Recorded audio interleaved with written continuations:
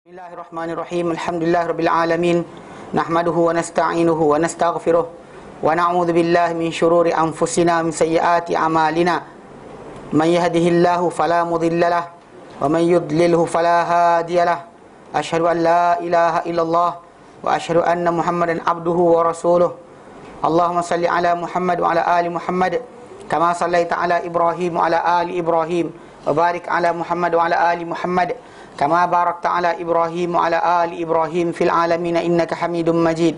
Rabbi shrah li sadri wa yassir li amri wahlul 'uqdatam min lisani yafqahu qawli, amma ba'd. Alhamdulillah, kita bersyukur kepada Allah Taala kita dapat lagi bersama untuk kita meneruskan kelas pengajian kita berkenaan dengan fiqh, dan kita alhamdulillah pada kita akhir berjumpa kita dah sampai kepada tajuk berkenaan dengan had sedekah, had untuk orang yang mencuri. Dan kita kata dalam tajuk kecurian itu, seorang itu akan dipotong tangan dia walaupun pertama kali dia mencuri. Kalau sekiranya cukup nisab barang curi tersebut melebihi daripada 1/4 dinar ke atas. 1/4 dinar ke atas. Kita kata 1 dinar bersamaan dengan 4.25 gram emas. 4 suku gram emas. Jadi kita terbagilah. Kita dapat jawapan tersebut, dan jumlah dia dalam 1 gram lebih emas tadi, itulah jumlah yang akan dipotong tangan. Kita kata ada yang kata dalam RM170, RM160 macam tu. Mana bukanlah pencurian tadi dibuat tadi dalam keadaan orang tu mestilah balik berakal, curi dan jumlah berkenaan. Kemudian barang curi tadi mestilah dalam simpanan, bukan terdedah. Kalau tak tersimpan dengan baik di luar rumah, kan macam kita sediakan ampayan, seluar jin mahal, kan curi. Confirm macam nak kena, tapi tak kena. Sebab apa? Sebab dia bukan bawah simpanan. Okey, dia orang tersebut perlu pecahkan. Dia ada perbuatan memecahkan, pecah masuk dan sebagainya untuk ambil, barulah dia akan boleh potong tangan. Kemudian jangan mencurikan lapar. Kalau curi lapar pun tak dapat nak potong tangan. Kemudian jangan juga dia mencuri kerana ada syubhah pemilikan. Pemilikan tu maksud dia mungkin harta tersebut dikongsi oleh dia dengan kawan dia, ataupun anak dengan bapa dengan anak dan seterusnya. So jadi takkan dipotong pada perkara tersebut. Lain daripada itu akan dipotong. Dan kawasan potong tadi kita kata kawasan ni, kawasan pergelangan tangan, itu sampai siku. Dan bila orang tu potong mencuri kali pertama, dia potong tangan kanan. Kalau tidak, kalau dicuri lagi, kemudian akan potong kaki kiri. Kemudian akan dipotong pula, kalau dicuri lagi tangan kiri, kemudian barulah kaki kanan. Maksud dia adalah sebagai tanda, maksud dia kita menggalakkan orang mencari rezeki. Kita suruh orang cari rezeki dengan halal, dan kemudian jika ada orang dan kemudian kita laksanakan tentang tajuk tanggung-menanggung, siapa tanggung siapa dalam Islam. Lepas tu ada juga orang mencuri, maksudnya orang ni telah melampaui batasan. So dia tamak. Maka kita kata kepada hak orang lain, dan bahkan kita kata itu kecurian. Jadi kadang-kadang bukan kerana orang tu tak ada, bahkan dia ada pun dia mencuri. Kan pelakon-pelakon, artis-artis barat kan, dah kaya dah, kan, projek million-million, tapi pergi masuk pasar raya curi juga. Dia tak boleh hilang perangai, dia macam penyakit jiwa. So, dengan sebab itu kita kata benda berkenaan sebagai memberi penghormatan kepada orang yang memiliki harta. Sebab itu kita hak Islam ni menjaga. Kita suruh orang jangan makan benda haram, kita suruh mereka cari makan dengan halal, kita haramkan riba dan sebagainya. Maka dengan sebab itu konteks ni masuk campur juga bila ada orang mencabul kehormatan harta orang yang lain. So ini di antara kita kata pasal jenayah manusia ni kepada orang lain berlaku pada apa? Pada jiwa, itu tubuh badan, kepada nyawa, kepada harta, dan juga kepada maruah. So kita bincang itu berkenaan dengan nyawa dan tubuh badan. Kita bincang berkenaan dengan berkenaan dengan maruah dalam masalah qazaf. Dan kita bincangkan juga ni yang terbaru ni adalah berkenaan dengan harta benda. Jelas okey. Baik, hari ni kita sambung bahagian baru. Itu berkenaan dengan faslun. Dia kata faslun wa qutta'ut tariq, dan qutta'ut tariq, orang-orang yang perompak lah. Qutta'ut tariq ni asalnya maksud dia qutta' dari perkataan qata'a. Qati' ni penghalang, penyekat atau pemutus. At-tariq jalan lah, orang yang memutuskan jalan. Maksud dia dia tengok dari bawah, hum qaumun, mereka satu kaum, yajtami'una, yang berhimpun. Dia bukan seorang-seorang, biasanya ramai. Lahum man'atun li anfusihim, mereka ada kemampuan untuk mempertahankan diri mereka sendiri. Yahmi ba'duhum ba'da, yang melindungi mereka satu sama lain. Wa yatanasaruna ala ma qasadu ilaihi, dan mereka saling tolong-menolong di atas apa yang mereka tuju kepadanya. Wa yata'adaduna, Dan mereka saling sokong menyokong di atas perkara tersebut. Wa yatarassaduna an-nas, dan mereka menanti-nanti, mengintip-ngintip an-nas, manusia atau orang ramai, fi makaminit tariq, pada tempat-tempat tersembunyi di jalanan, dekat lorong ini ke belakang bukit ke, dia akan sorok ke situ untuk menyerang orang ramai. Fa idza ra'awhum, bila mereka jumpa orang ramai, barazu, mereka akan menyerbu. Mereka akan menyerbu qasidina amwalahum, qasidina amwalihim, menuju untuk mendapatkan harta orang ramai. Mendapatkan harta orang ramai itu ini. Wa rubbama azhaqu nufusahum, dan barangkali mereka akan mencabut atau membunuh jiwa atau nyawa mereka, ini orang-orang yang mereka jumpa tadi. Wa azhaqu nufusahum, mana barangkali mereka bunuh. Maka dia bukan berseorangan dalam bentuk macam tu. Maksud dia normally dia dalam bentuk yang ramai. Tapi kalau kita kata, kalau anda kata konteks ini, kalau orang tu berseorangan sekalipun, dia kira juga. Mana dalam bentuk yang kita guna kekerasan untuk mengambil harta orang lain atau mencabut maruah orang lain, maka dipanggil qutta' tariq. Zaman dahulu digelar qutta' tariq. Tapi dalam istilah kitab-kitab yang lain dipanggil sebagai hirabah. Hirabah. Okey, kita buka dalam buku satu lagi. Dia kata dalam ni al-babus sabi', bab yang ke-7, fi hadil hirabah, berkenaan dengan had hirabah. Wa fi masail, al-mas'alatul ula, masalah yang pertama, ta'riful hirabah. Ta'rif atau pengenalan bagi hirabah. Muhaddul muharibin, dan had bagi orang yang muharibin. Okey. Pertama, ta'riful hirabah atau harabah, lughatun, dari segi lughatan, dari segi bahasa, ma'khudun min hariba. Dia ambil dari perkataan hariba. Hariba, haraba. Maksudnya apa? Akhadha jami'a malihi. Dia mengambil harta, semua harta orang berkenaan. Maksudnya pergi rumah orang, rampas harta orang. Tu panggil haraba. Memang kita kata penggunaan juga panggil macam perang. Perang ni nak ambil tanah. Perang macam harb. Harb ni lebih pengertian kepada maksud itu. Maksud perang untuk merampas hak. Untuk merampas hak. Okey. Sebab dalam Islam kita panggil harb, kita panggil jihad. Tak ada istilah harb. Kita tak kata harb. Dan sebelum daripada sebelum dari Islam tu adalah harb ni, harb tu ada peperangan. Tapi bila Islam datang, keluarnya seseorang itu dalam peperangan mestilah kerana jihad fisabilillah, kerana jalan Allah Ta'ala, bukan kerana untuk personal gain. Itu baru jihad. Adapun personal gain ni dipanggil inilah, dia akan panggil ghazwah ataupun harb. Tapi kalau kata tu lebih jihad. Jihad dan bahkan bila Nabi keluar dulu panggil ghazwatul badr, ghazwah, pertempuran dan sebagainya. Jadi perkataan harb ni maksud asal dahulu macam satu negara lah, macam dahulunya bila Rom perang dengan Parsi, perang dengan tempat ni, dia nak ambil tanah. Kan tak nak ambil harta orang tersebut. Itu maksud asal harb, itu peperangan. Okey, jadi memang ada guna, ada bezalah penggunaan ghazwah dengan harb.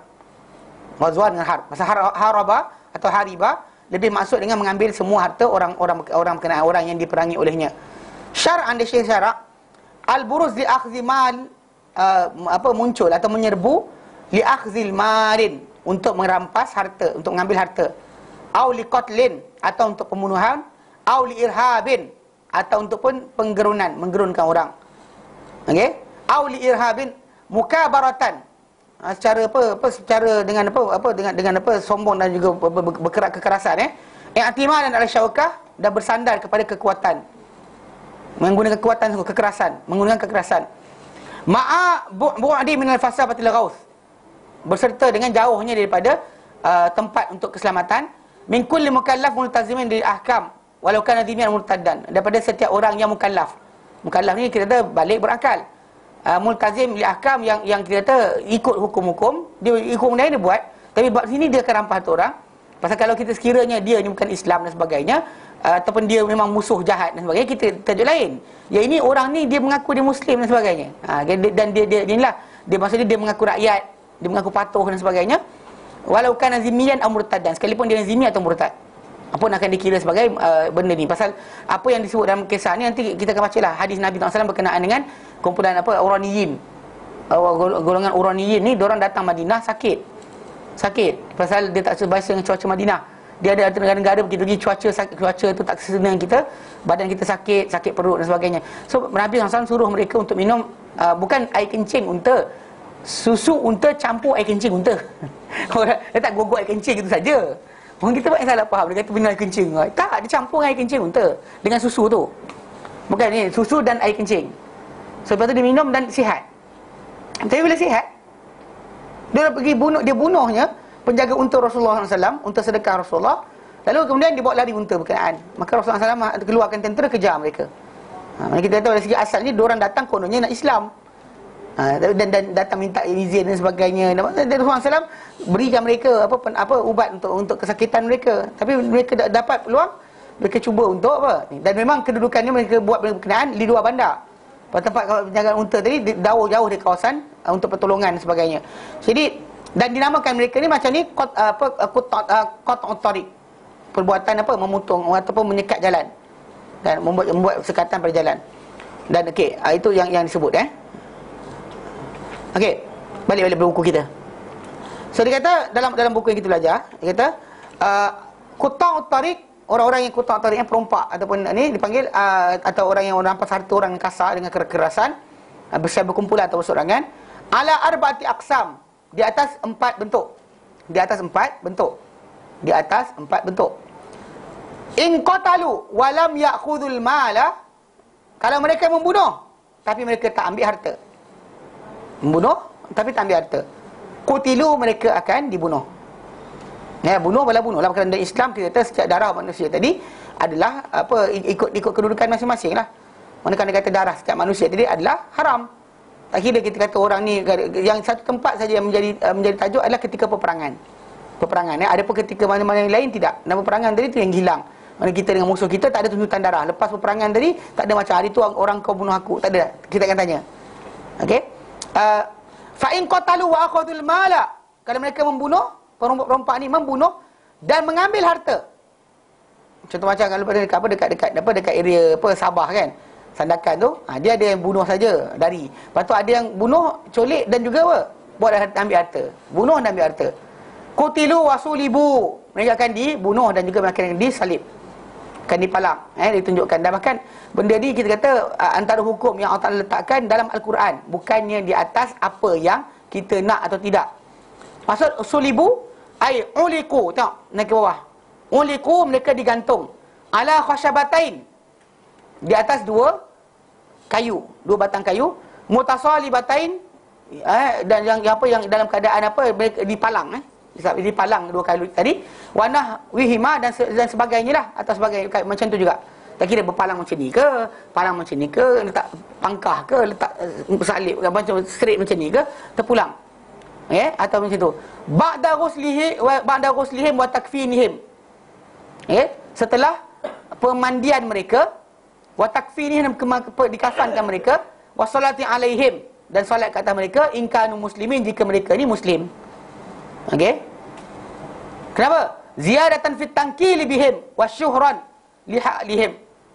Kerana untuk menambahkan pada pada penyekat hukuman terhadap mereka, dan juga bagi mengisytiharkan keadaan mereka. Inilah hasil apa yang berlaku pada orang berkenaan. Dia kata manusia ni tak tahu macam mana hukuman tu berlaku, macam mana apa yang kena, dia tidak akan tersekat. Bahkan sebenarnya hukuman, bila kita kata contoh macam dalam sejarah kita kan, bila kita sebut berkenaan dengan orang yang menyedar dadah, dihukum gantung, kalau tak diisytiharkan apa hukuman jadi pada mereka, pasti orang tak takut. Kan? Tak takut. Contoh macam dia Amerika Syarikat, bila menyedar dadah tak semestinya kena hukum gantung, maka dia tak kisah. Jadi dia tengok kawasan mana dia buat kerja. Bahkan pembunuh pun macam tu. Pembunuh tu membunuh di mana? Ada dia bunuh kawasan, dia akan dihukum penjara. Ada tempat dia bunuh, dia akan dihukum mati. So jadi dia tengok tempat mana dia panggil apa? Dia buat jenayah. State mana?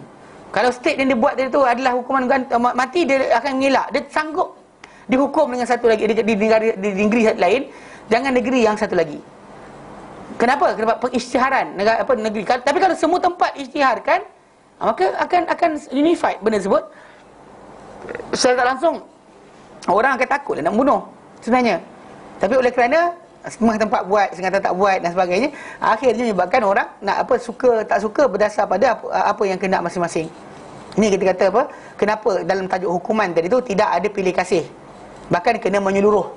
Dia bukannya partial, bukan setengah tempat ini, setengah tempat itu. Pasal benda tu secara tak langsung mengajar kepada rakyat tadi untuk tidak menghormati undang-undang. Macam orang ni lah, orang apa buat Roblox, kalau semua kena, asal jumpa je kena, akan dihukum. Maksud dia motor disita, bawa pergi balai dan sebagainya, confirm semua orang akan ambil lesen. Betul tak? Tapi oleh kerana apa? Ada masa lepas gila kan, orang tu bagi lepas. So jadi orang yang buat lagau jenayah tadi, dia kata macam tak ada masalah. Jangan jumpa orang tertentu je. Jangan jumpa JPJ. Jangan jumpa JPJ. So JPJ pun dia cuma saman, dia kena berikan jalan. Dia bukan kata di unify, disatukan apa hukuman. Jadi orang akan berhenti. So kemimbangan orang, ketakutan orang akan berdasar kepada cara pelaksanaan. Contoh macam bila di jalan raya kan, kita nampak polis sentiasa tunggu kat kawasan lorong emergency. So kita nak masuk je takut. Nampak orang kena saman, kita jadi bimbang. Kan, nampak orang kena tahan dan sebagainya, kita jadi benda tu diisytiharkan. Jadi kita kata kerana apa? Kerana keamanan sebuah negara tadi, bila mana golongan yang perompak ni, dia bukanlah orang biasa. Dia orang yang macam kita sebut tadi, kumpulan yang saling tolong menolong, saling kuat bantu-bantu dalam untuk mencapai matlamat mereka. Dan mereka mungkin kadang-kadang merampas satu orang dan bahkan bunuh. Dia bukan berseorangan, dan bahkan dia ada tolong pembantu-pembantu yang akan berusaha untuk kerja berkenaan. So dia bukannya orang perseorangan. So belas kasihan kepada mereka ni pelik, dia panggil. Untuk belas kasihan, kesian perempuan tu kena hukuman. Pelik. Well organized. Dia well organized. Dia ada perancangan macam mana nak buat, kau pegang apa, kau tangkap siapa, kau bawa lari apa, semua sekali ada dah. Jalan lari mana, diorang dah ada perancangan berkenaan. So kadang-kadang masyarakat kita ni dia jadi kes macam yang saya sebut tadi lah, Yayasan Guaman negara kan. Dia bukannya untuk menyelamatkan wanita-wanita dan sebagainya. Tak, bukan. Dia lebih kepada tajuk kena amnesti. Kan panggil hak asasi manusia. Dia buat tajuk kononnya orang tu tak diberikan penjenayah tak diberikan hak selayaknya. Maka dibuat satu yayasan khas untuk dengan percuma saja akan diberikan khidmat guaman. Kesian tu apa? Kesiannya punya habiskan duit pada tempat membazir. Penjenayah, kita kata betul penjenayah. Tadi kalau dia tak salah, maka patut dipertahankan dia. Kita kan kata memang dia mencuri, memang dia sekian, memang dia contoh macam baru ni abang burger memang dia merogol. Tapi macam mana kita kata nak kata dia dah buat, tapi kita nak beri kemaafan kepada dia? Pasal apa nasib orang yang kena tadi? Pasal banyak orang dia macam dalam masyarakat barat ni dia pelik tau. Penjenayah tu ada hak lebih daripada orang yang mangsa. Macam itu kita cerita orang penjenayah masuk rumah orang, jatuh, cedera, kemudian disaman tuan rumah tadi kerana environment yang tak selamat, dan dia menang. Gila ke apa? Dan masyarakat sewil panggil. Kan? Jadi masyarakat kita ni dia pelik pasal memang betul manusia tak boleh dizalimi. Memang harta penjenayah tak boleh dipukul. Kan? Bahkan bila hukuman dasar hukuman saja. Tapi dalam konteks untuk melepaskan dia kerana belas kasihan dia ada anak bini, orang yang mati tadi tak ada anak bini ke? Kan yang dirampas harta dia, yang ditumbuk perut dia, dipukul, yang dizalimi tadi, dia ada hak lebih besar. Dia ada hak lebih besar daripada orang penjenayah tadi. Pasal dia dizalimi, bukan dia menzalimi. So setiap tu sebab kenapa hak kedudukan kerajaan dan sebagainya sebagai penjaga berkenaan perkara ini. Bukan untuk kita kata jadi pelik kan. Kita ada Yayasan Guaman, saya ingatkan Yayasan Guaman bagusnya untuk tolong kan nanti ibu-ibu tunggal. Kat Malaysia banyak ibu tunggal yang tak settle kes. Nafkah tak dapat. Suka guam apa kalau ini? Suka guam pun tak ni juga. Pasal sekarang ni yang suka guam tu lebih kepada suka guam ni dia buat tapi dalam bentuk yang bukan macam kita panggil bentuk yang negara. Ini negara yang suka guam tu lebih kepada NGO. Dia settlekan benda berkenaan dan tengok kes juga complicated ke tidak, betul berapa ramai peguam dia yang sanggup. Kan dan kes menjadi macam kita kata banyak-banyak yang kita kata menjadi fitnah pada umat Islam. Tak selesai-selesai lagi. Kabab kahwin tak tahu ke mana, kan ada yang gatal kahwin tak ada sijil pun ada juga. Kan dan sekali tak ada masalah. Tapi secara asalnya kita kata untuk settlekan perkara tersebut banyak jadi kes sebenarnya. Masyarakat kita ni benda tadi tidak dapat diselesaikan hanya kerana tajuk tadi lah, kerana tak ada orang membantu. Macam memang kita dalam mahkamah dan sebagainya menggunakan peguam ni mempercepatkan proses. Pasal kadang-kadang hakim mahkamah ni dia pasal perempuan, kadang-kadang bila nak tuntut dia suami, dia nak gaduh tu dia tak ingat satu benda je. Dia patut A, B, C, tiba-tiba keluar Z, keluar X, keluar P. Hakim tak lain, dia kata oh, budak ni aku biarkan lama tak makan hari aku. Jadi hakim pun bawa ke peguam. Banyak jika itu hakim sebab aku peguam. Pasal kalau dia berhujah sendiri dengan tak tahu hukum dan sebagainya, masalah. Dan sebab itu kita kata apa bantuan peguam itu adalah penting untuk menguruskan urusan-urusan macam ni. Tapi dalam masa sama bila macam kita ada panggil apa, yayasan guaman kan, yayasan maksud dia akan disalurkan jutaan ringgit ditanggung oleh kerajaan untuk peguam-peguam tadi buat kerja bagi membela penjenayah. Saya tak faham. Serius tak? Saya ingatkan benda tu untuk semua benda, tak, rupanya bukan untuk penjenayah. Patutnya macam itulah kita kata, sepatutnya orang yang tak berkemampuan sebagainya. Pasal dalam tajuk ni tak sepatutnya hanya orang kaya je ada hak untuk menyaman orang. Ada orang kaya saja ada hak untuk bawa masuk mahkamah. Orang miskin pun ada hak sebenarnya. Dekat sini patut tukar. Suka guam tu adalah lebih kepada bentuk NGO. Tapi ini kita kata skil kerajaan yang tak patut berlaku. Tapi yang kita tahu, kalau ni kata orang kononnya kerana kesian penjenayah tadi tak dibela. Penjenayah apa nak dibelanya? Kan dia patut menzalimi orang lain tu je. Nah kita tetapi dia tertekan, semua orang tertekan. Siapa kata ada orang semua orang tertekan? So alasan untuk kerana dia tertekan maka dia tak apa buat jenayah, tak logik. Cuma mungkin kerana apa? Kerana orang yang kena tu, yang terkena tu bukan dia yang kena. Bukan dia yang kena. Kalau dia kena, awak dah tahu. Kalau dia kena, awak dah tahu. Ni dia kata ada satu macam ada satu sekejap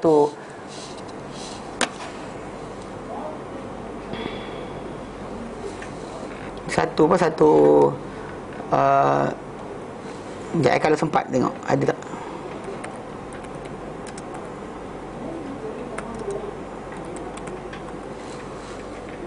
Ada satu video tu, tak tahu ada tidak.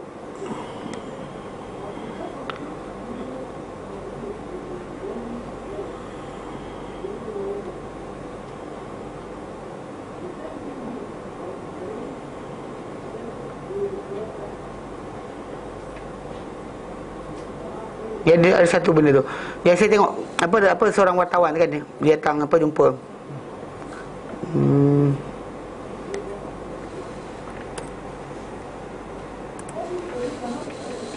kalau ada lah, kalau tak ada nanti kali saya jumpa tu saya tunjuk balik.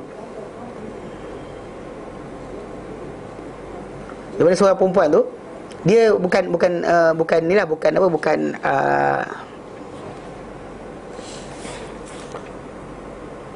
bukannya muslimah lah. Dia pergi Jeddah. Lepas tu dia kononnya nak dia kata insya Saudi ke. Nanti kita cek dia punya tu. Dia pergi try lah untuk kononnya tanya tu berkenaan dengan apa yang berlaku di Saudi Arabia. Dia pergilah, dia pergi Jeddah. Pergi Jeddah dia tengok perempuan tak ada. Lepas tu dia kata mana perempuan. Dia tanya dengan driver tu suruh bawa. So jadi driver tu bawa lah dia masuk ke pasar raya. Nampak perempuan ramai. Nampak perempuan. Lepas tu bila azan orang hilang. Orang hilang. Bila hilang orang ramai, dia pun macam pelik lah. Orang pergi semayang kan. Lepas tu bila jadi kes, ketika mana dia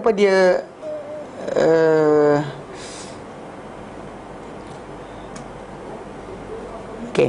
Ketika mana dia dibawa pergi ke tempat di Jeddah, ada satu kawasan kawasan tersebut kawasan untuk pelaksanaan hudud. Dia satu masjid, dua tu tempat pelaksanaan hudud. So jadi dia yang jaga tempat hudud tu inilah pensyarah lah, doktor something nama dia. Jadi doktor pensyarah ni doktor ni dia jaga tempat berkenaan. Perempuan tu katalah, dia kata kami di barat ni dah meninggalkan tentang hukum bunuh dan sebagainya. Jadi kami tak buat dah lagi, dia kata. Lepas tu yang doktor ni pandai bercakap Inggeris, dia kata there's two side for everything, dia kata there's two side for everything. Dia kata you can say that you want to forgive and forget. Dia kata kalau sekiranya bukan kena awak, kalau keluarga awak yang kena bunuh macam mana? For the side tu kan, kita kalau keluarga kita yang kena bunuh, so apa kita yang cakap? Senyum je. Dan dia kata memang kita, dan dengan sebab itu kita kata tengok side kepada orang yang dizalimi dahulu. Orang yang menzalimi tadi kita kesian. Memang dia ada keluarga, dia ada sekian, ada family. Bahkan wanita yang minta dihukum dibersihkan daripada dosa zina, jumpa Rasulullah SAW kan, dia ada anak baru lahir. So memang kita kata memang Islam pandang semua aspek. Nabi suruh dia habiskan penyusuan, Nabi suruh dia mengandung dahulu, pasal anak tak salah. So jadi lepas daripada konteks berkenaan, dilaksanakan ke atas dia hukum. Jadi lepas dipikirkan semua sekali, sehingga ada orang datang sanggup untuk menjaga anak tersebut, baru Rasulullah SAW laksanakan ke atas dia. Tapi contoh dalam konteks berkenaan pembunuhan contohnya, kalau sekiranya kita belajar dulu, kalau sekiranya keluarga si mati tadi maafkan, lepas. Keluarga si mati kata tak apa, kami lepaskan dia, lepas. Tak menjadi masalah di situ untuk kita kata tak boleh, pasal keluarga dia ada hak lebih besar berbanding orang lain. So ini pun terdiam lah. Tapi nanti kalau saya jumpa video tu saya tunjuk balik. Tapi secara asalnya kita kata dalam Islam ni, orang yang dizalimi dengan menzalimi, yang menzalimi tadi ada hak, dizalimi lebih besar hak lagi. So jangan pandang berkenaan orang yang dizalimi, orang yang menzalimi saja. Kan dia ada anak, kesian anak dia nanti malu keluarga dia. Apa hal? Kan dia masalah dia, apa hal? Ni kita kata yang pelik dalam masyarakat barat ni, dia boleh nak apa? Argue berkenaan dengan penjenayah. Yang penjenayah, kalau dia tak penjenayah, tak ada siapa nak kacau dia pun. Tapi dia boleh buat jenayah, barulah kita kata tajuk tersebut akan dibincangkan. Jadi dia kata ziyaratan fi tangkil bihim. Jadi kenapa dia dipalang dia mereka selepas dimandi, dikafan dan juga semayang kan, supaya menambah kepada apa? Menambahkan kepada hukuman kepada mereka, dan juga untuk mengisytiharkan keadaan mereka supaya orang tahu apa yang jadi. Sebabkan kita kata pengisytiharan tadi akan menyebabkan orang kan mula bimbang, takut. Kan apa dilaksanakan hukuman dari itu, diberitahu dan sebagainya. Ya, orang akan takut. Orang akan bimbang. Kadang-kadang benda macam ni, surat khabar kurang nak cerita. Kalau benda tu jenayah seks, beria dia cerita. Detail, pelik betul, tak faham. Tapi kalau ini sebenarnya yang ini yang kita kata penting. Pelaksanaan hukuman kepada orang-orang yang ni, apa hukuman dilaksanakan, beritahu kepada masyarakat supaya orang tahu apa yang jadi. Bahkan kita kata pengisytiharan tadi penting supaya apa? Memang kita kata keluarga dia akan malu, ya, tapi bukan benda tersebut yang menjadi ukuran. Pasal kita ada lebat ramai lagi, jutaan manusia kita nak jaga. Nyawa orang ramai lebih penting daripada orang kata maruah seorang yang kita kata seorang saja. Satu family punya maruah dengan nyawa 17 juta, 18 juta, 20 juta lagi manusia. Mana lebih penting? So kita kata kita boleh ambil tanah untuk buka jalan, orang tu ada hak juga. Tapi kerana jalan raya bagi kegunaan semua, kita robohkan. Macam tu yang masalah kita kata pelaksanaan hukuman ini. Untuk orang tersebut, ya, dia ada kehormatan dia. Tapi kehormatan dia tak melebihi daripada apa? Kepentingan orang lain. Tidak sampai kita kata kehormatan dia boleh sampai pada kita kata kerana kehormatan dia maka tak dilaksanakan hukum Allah Taala. Tidak, mesti dilaksanakan hukum Allah Taala. Li fazaati jarimatihim. Kenapa kita buat macam ni? Kerana kedahsyatan, kebengisan jenayah mereka. Wa kibari ismihim, dan besarnya apa? Kesalahan ataupun jenayah mereka, dosa mereka. Dengan sebab itu dilaksanakan macam tu. Walian zajira bihim ghairuhum, supaya apa? Tertahan, tersekat dengan sebab mereka ni orang-orang lain yang dengar kisah macam mana berlaku pada mereka. Waluslabu salasata ayyamin illam yataghayyar, dan dia akan disalib selama 3 hari jika dia tidak berubah. Kalau mula busuk je cepat akan diambil. Okey? Fa in khifa taghayyurihi, kalau dibimbangkan fa in khifa taghayyurihi, kalau dibimbangkan berubahnya, taghayyuruhu berubahnya, dia punya khifa ni madi majhul. Fa in khifa taghayyuruhu, kalau dibimbangkan perubahan dia, okey, unzila qablaha, dia akan diturunkan mayat dia tadi sebelum daripada itu lagi, sebelum dia berubah. So takkan digantung busuk sama kita, tak. 3 hari je. 3 hari saja. Kan memang disuruh gantung, tapi 3 hari saja, tidak lebih daripada itu. Okey. Dia kata wa in akhadhul mal. Jadi kita kata ada pertama dia bunuh, tak ambil harta. Kedua dia bunuh dan ambil harta. Dia bunuh tak ambil harta, dibunuh saja. Kalau dia bunuh dan ambil harta, maka dia akan dibunuh dan disalib. Wa in akhadhul mala, dan kalau mereka apa? Mereka mengambil harta. Walam yaqtulu, tapi mereka tak membunuh. Ambil harta tapi tak bunuh. Tuqatta'u aydihim, akan dipotong tangan-tangan mereka, wa arjuluhum, dan kaki mereka min khilaf, dalam keadaan bersilang. Okey, cara bersilang tadi tengok ke bawah. Okey. Dia kata ai tuqta'u al-yadul yumna wa rijlul yusra, dipotong tangan kanan dia, kaki kiri dia. Fa in ada thaniyatan, kalau dia buat sekali lagi, dia merompak lagi dah kaki ni, macam pirate kan. Kan pirate tangan potong pun dia ada lagi tangan cangkuk pula.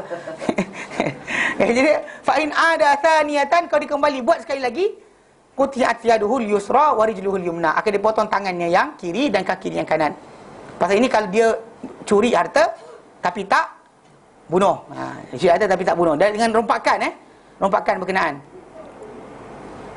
Dia kata fa in akhafus sabila, kalau mereka apa? Takutkan jalan. Mana mereka bekerja apa? Takutkan orang kat jalan tu. Dia tak ada rampas harta, dia macam wah gitu. Harta tak cuit. Kan macam tunjuk dia gangster je. Kan. Kalau pukul-pukul orang tapi tak buat benda lain. Okey? Maka walam ya'khudhu malan. Dan mereka tak ambil harta. Okey, ada lagi bab 4. Ada khalur ru'ba 'ala nas. Maksud dia ditakutkan jalan tu dengan apa? Memasukkan kegeronan kepada manusia. Orang ramai lintas jalan tu takut gila kau. Kawasan tu ada kan, gangster sekian. So lintas takut. Okey? Liwuqufihim fi tariqihim. Kerana diamnya golongan ni pada jalan orang ramai. Wa ta'arud lahum, dan juga melintangnya mereka kepada orang ramai. Sekat jalan orang ramai untuk takutkan orang. Kan? Ya, kita katalah cuit-cuit ke dan sebagainya, sama aja. Maka ini kita kata bentuk yang kalau pergi jalan kan jadi gangster dengan motor, kena. Ini dia akan kena.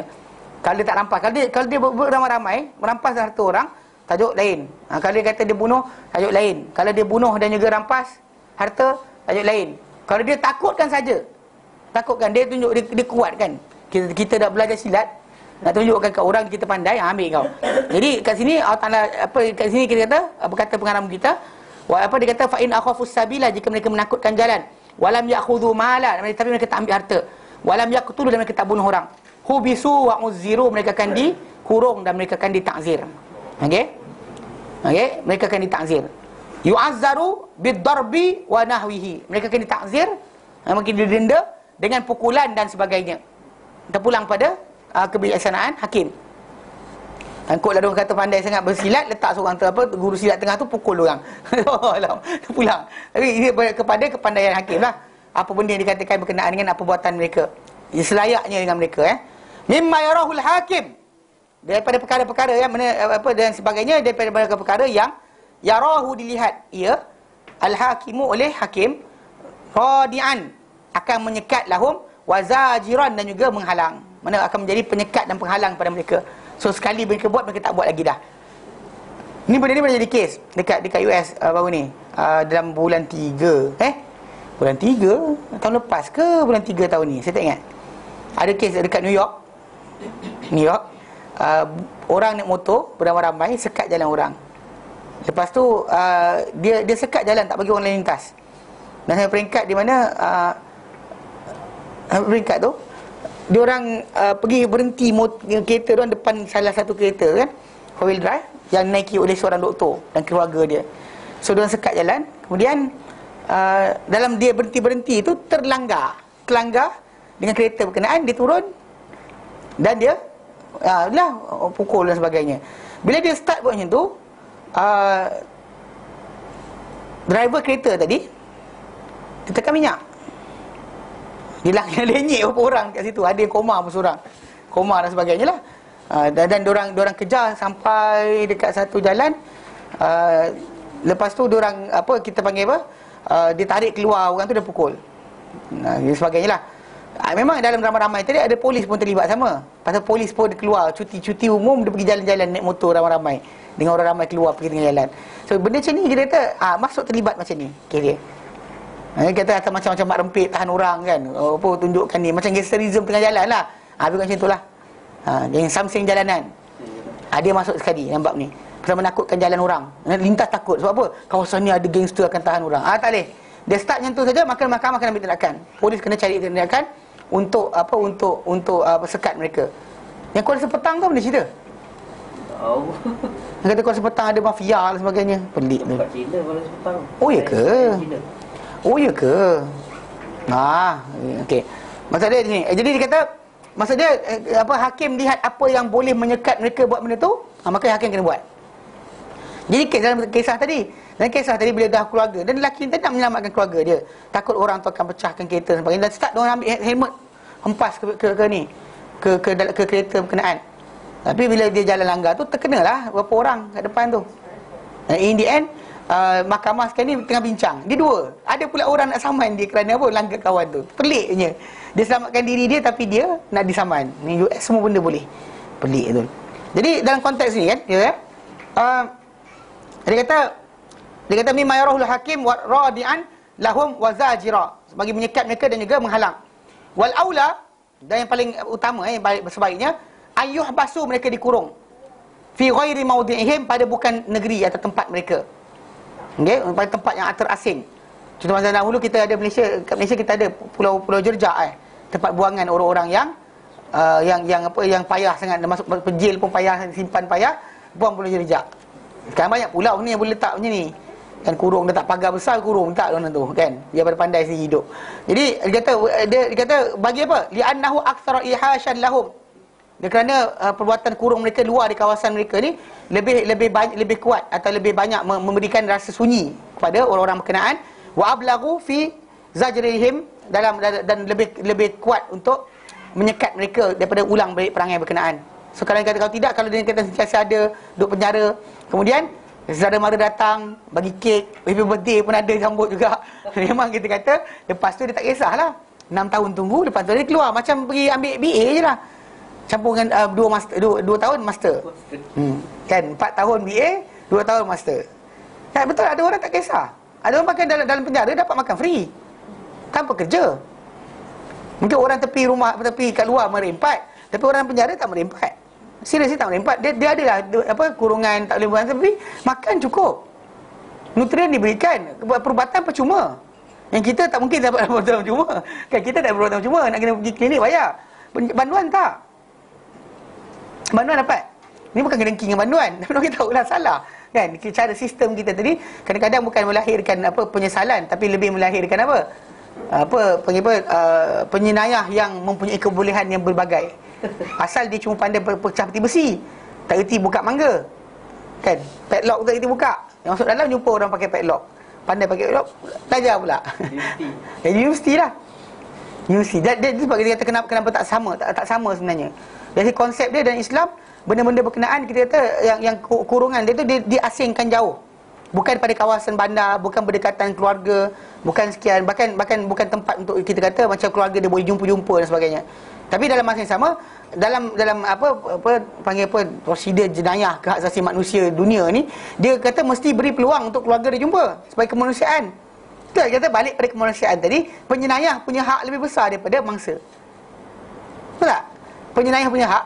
Kalau kita kata nak tanggung penjenayah tadi makan, keluarga yang mati, keluarga anak beranak tadi mungkin tak dapat makan pun. Terpaksa from scratch bina balik kehidupan kan. Tapi penjenayah tadi duduk dalam tu makin kitaki. Nampak kan masalah. Tapi adalah ahli parlimen kena tahan makan ikan kembung pun komplain.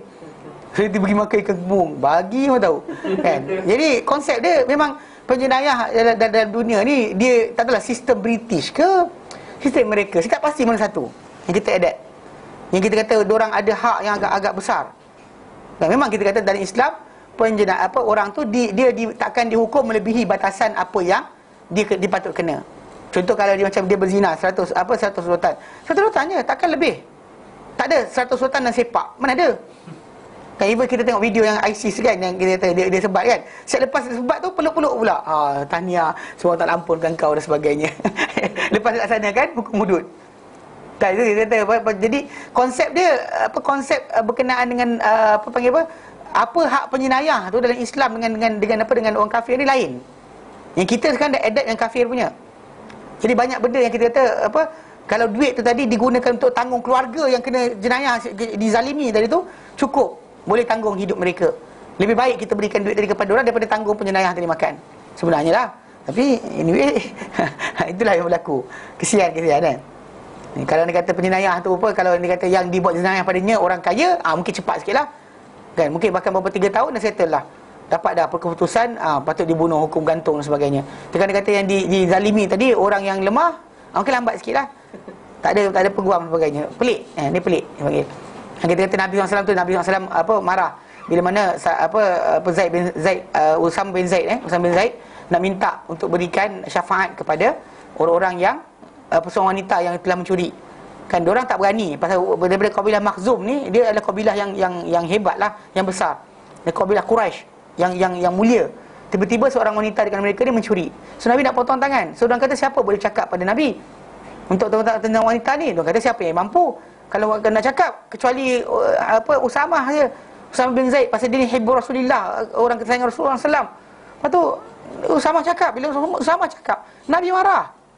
Nabi kata atas fi hadd min hududillah.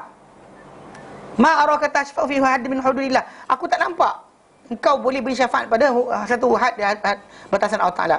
Apa Nabi kata, adakah kau beri syafaat pada had Allah Taala? Dia kata sesungguhnya orang yang mendasakan Rasul kamu adalah bila melakukan jenayah di kalangan mereka ni, orang yang mulia mereka lepaskan. Syarif, orang yang mulia lepaskan. Dan bila melakukan jenayah orang yang lemah, mereka laksanakan ke atasnya hudud. Nabi kata, wahai demi Allah, kalau sekiranya Fatimah binti Muhammad mencuri, aku potong tangan dia. Lafaz tu sebagai menunjukkan bahawa kerana undang-undang, kita berulang-ulang kali kita kata, undang-undang dunia ini hanyalah untuk kestabilan kehidupan kita saja. Sampai akhirat itulah hukuman yang sebenar. Kerana kata orang tak dihukum di dunia, di hari akhirat akan dihukum. Kalau Allah tak nak ampunkan, Allah tak ampunkan. Tapi benda tu berlaku di hari akhirat nanti. Adapun di dunia ini, untuk kestabilan hidup, supaya orang tidak melakukan jenayah, tak ada siapa nak rampas orang harta orang dengan suka hati, maka benda berkenaan perlulah kita kata pelaksanaan hukum tadi kena keras bagi menyekat. Macam apa kes ATM kan? Kan ATM tu first kumpulan tarik lepas, second kumpulan tarik lepas, dia makin banyak. Pasal dia tarik dan tak jadi apa-apa. Kan dia bawa lori kan, dia tengah malam dia tutup muka sebagainya, tak nampak apa, cabut plate number, pergi tempat berkenaan tarik. Kalau dapat tangkap lah sekali kan, bawa hukuman yang berat, memang dia akan berhenti. Macam juga orang yang apa, ragut, kes ragut, yang sampai kadang tarik beg tadi jatuh dan sebagainya sampai mati pun ada. Yang kita kat sini pun waktu depan ni ada kes. Jadi siapa yang keluar beg tangan, orang perempuan saya tahu suka beg tangan melayang-layang. Tapi boleh tak jangan buat kerja macam tu.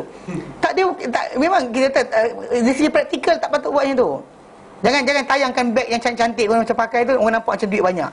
Kan? Tak payah pakai beg duit pelik-pelik. Kau bawa buku je tak apa. Datang kelas kan bawa buku lah. Bawa beg duit bukannya nak beli barang. Kan?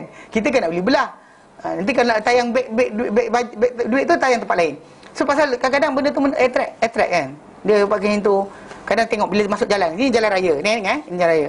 Kalau laluan kereta dan motor macam ni, anda punya beg tangan yang letak macam ni, sila letak belah dalam. Mana masuk sebelah sini. Tapi kurang bergaya. Pasal orang tak nampak. Itulah salah dia. Kan? Masuk ke dalam. Every time jalan tadi perhatikan. Ni benda masalah. Jadi pasal kadang-kadang pasal pelaksanaan hukuman ke atas orang yang ragut tadi tak signifikan dengan apa dia. Jadi dengan sebab itu mereka ni macam tak kisah sangat. Tak kisah sangat. Kalau dapat kena tangkap pun sekian. Setahun dua terlepas dia tak kisahlah. Katakan dilaksanakan hukum ke atas dia potong tangan. Taubat berhenti. Cairlah cakap. So kita kata dalam Islam ni kita kata haibah, ada kegerunan terhadap, ada penghormatan terhadap hukuman Allah Taala. Pasal walaupun mereka ni tadi orang-orang yang kita kata yang tak buat, yang niat nak buat, tengok orang yang dah kena, dia akan terhenti daripada buat. Macam barulah bila aksiden motor kan, tengok orang aksiden motor, lepas tengok benda berkenaan semua orang bawa slow. Serius. Dia ada sikit, kena bila berlaku benda berkenaan sikit akan dia. Walaupun kita kata siapa salah kan, ada kereta terkeluar dan sebagainya, motor tu datang, motor boleh break dan sebagainya, tapi hari berkenaan ya, kata dia dah ada orang hantar, dia kata golongan motor besar ni dah terlatih kan, dia pakar, dia expert, bila ada masalah lepaskan motor, lompat. Memang seorang tu buat macam tu, dia bangun-bangun kena langgang kereta datang langgar dia pula. Sebab ketika memang dekat genting tu kadang kona tak nampak ni macam ni, dan macam nampak lah. Kalau kita pusing macam ni, nampak mana sampai-sampai dah ada kereta nak buat apa. Kan semua datang turun bukit zoom gitu kan, dalam bentuk macam tu. Memang tak nampak apalah. Anyway, bila kita nampak keadaan sebut, mula start kita boleh jaga. Macam sekarang bila kita nampak lori tu langgar orang kan, sekarang nampak lori di belakang ni, kita pun dah diimbang. Dulu macam lantak engkau. Dan lepas berlaku satu benda, datang benda berkenaan, dia akan datang hati manusia ni apa? Gerun tadi. Macam tu juga masalah ini. Memang kita kata benda tu masalah takut ke tidak tadi bukan kerja kita. Ada orang kata dia beri alasan. Habis tu kalau orang tak takut juga, dia sebut kalau tak takut juga. Bukan kerja kita kan. Kita kata kita laksanakan perintah Allah Taala. Apa jadi lepas tu kita terima.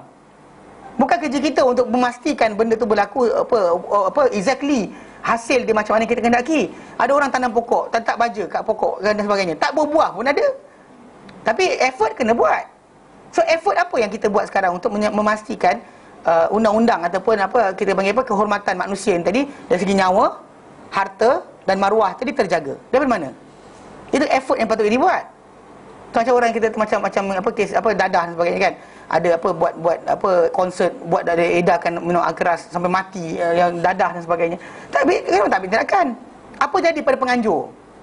Tak boleh kata tak ada masalah pasal dia mengadakan tempat fasiliti. Lepas tu dia kata tapi dibenarkan oleh apa kami dapat izin. Itu masalah je. Pasal kalau kata penganjur tadi tak boleh nak sekat orang ramai daripada menyebarkan dadah dalam program dia, maka dia tak boleh buat dah. Maka dia bertanggungjawab di atas kematian tersebut, bukan main macam tu saja. Pasal bila dia kata premis ini nak buat dan sebagainya, dia bertanggungjawab atas keselamatan orang semua sekali. Pasal bukan kerja dia untuk kutip orang, dapat orang lelaki lompat macam buruk je. Bukan macam tu cara dia. Sebab kenapa kata siapa accountability, siapa? Tak macam bila ada orang buat sekolah, kan kita tanya budak punya tandas mana? Mana dia punya sekian? Mana klinik? Kalau dia emergency macam mana? Kan kita kata macam tu kan, facility kan, ruang lari macam mana. Yang ni tak apa, pasal dia ada mabuk sekejap je kan. Ini masalah dia. Pasal tak ada perasaan kita kata apa tanggungjawab. So konsep ni kita kata pasal dalam Islam jadi hukuman jenayah yang kita bincang tentang hudud ni atau tentang kisah dahulu adalah berkenaan tajuk menjaga nyawa.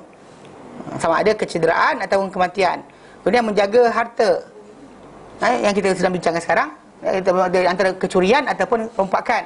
Dan kemudian menjaga nyawa, menjaga maruah atau keturunan. Daripada dituduh seorang itu, dirosakkan maruah dia dengan hanya pertuduhan orang lain. So itu konsep dalam Islam sebenarnya. Kita tidak sekali-kali kita kata kerja kita nak hukum orang. Dan maka kita sebut apa yang kita baca ini pelaksanaannya hanya berlaku daripada kerajaan, bukan daripada orang awam. Orang awam tak ada hak untuk melaksanakan hudud. Kalau kita dah belajar, ini ayat Quran ni kita belajar ni. Ya belajar, tapi anda tidak boleh laksanakan hudud. Faham Dan dia kata apa? Wa yastamiru fi habsihim wa yastamaru fi habsihim. Dan diteruskan dalam pengurusan mereka hatta tazhara sehinggalah nyata taubat mereka. Wa yastaqimu haluhum dan jadi elok perangai mereka. Keadaan mereka betul elok baru dilepaskan balik. Bukannya 5 tahun, bukan 3 tahun sampai dia bertukar perangai.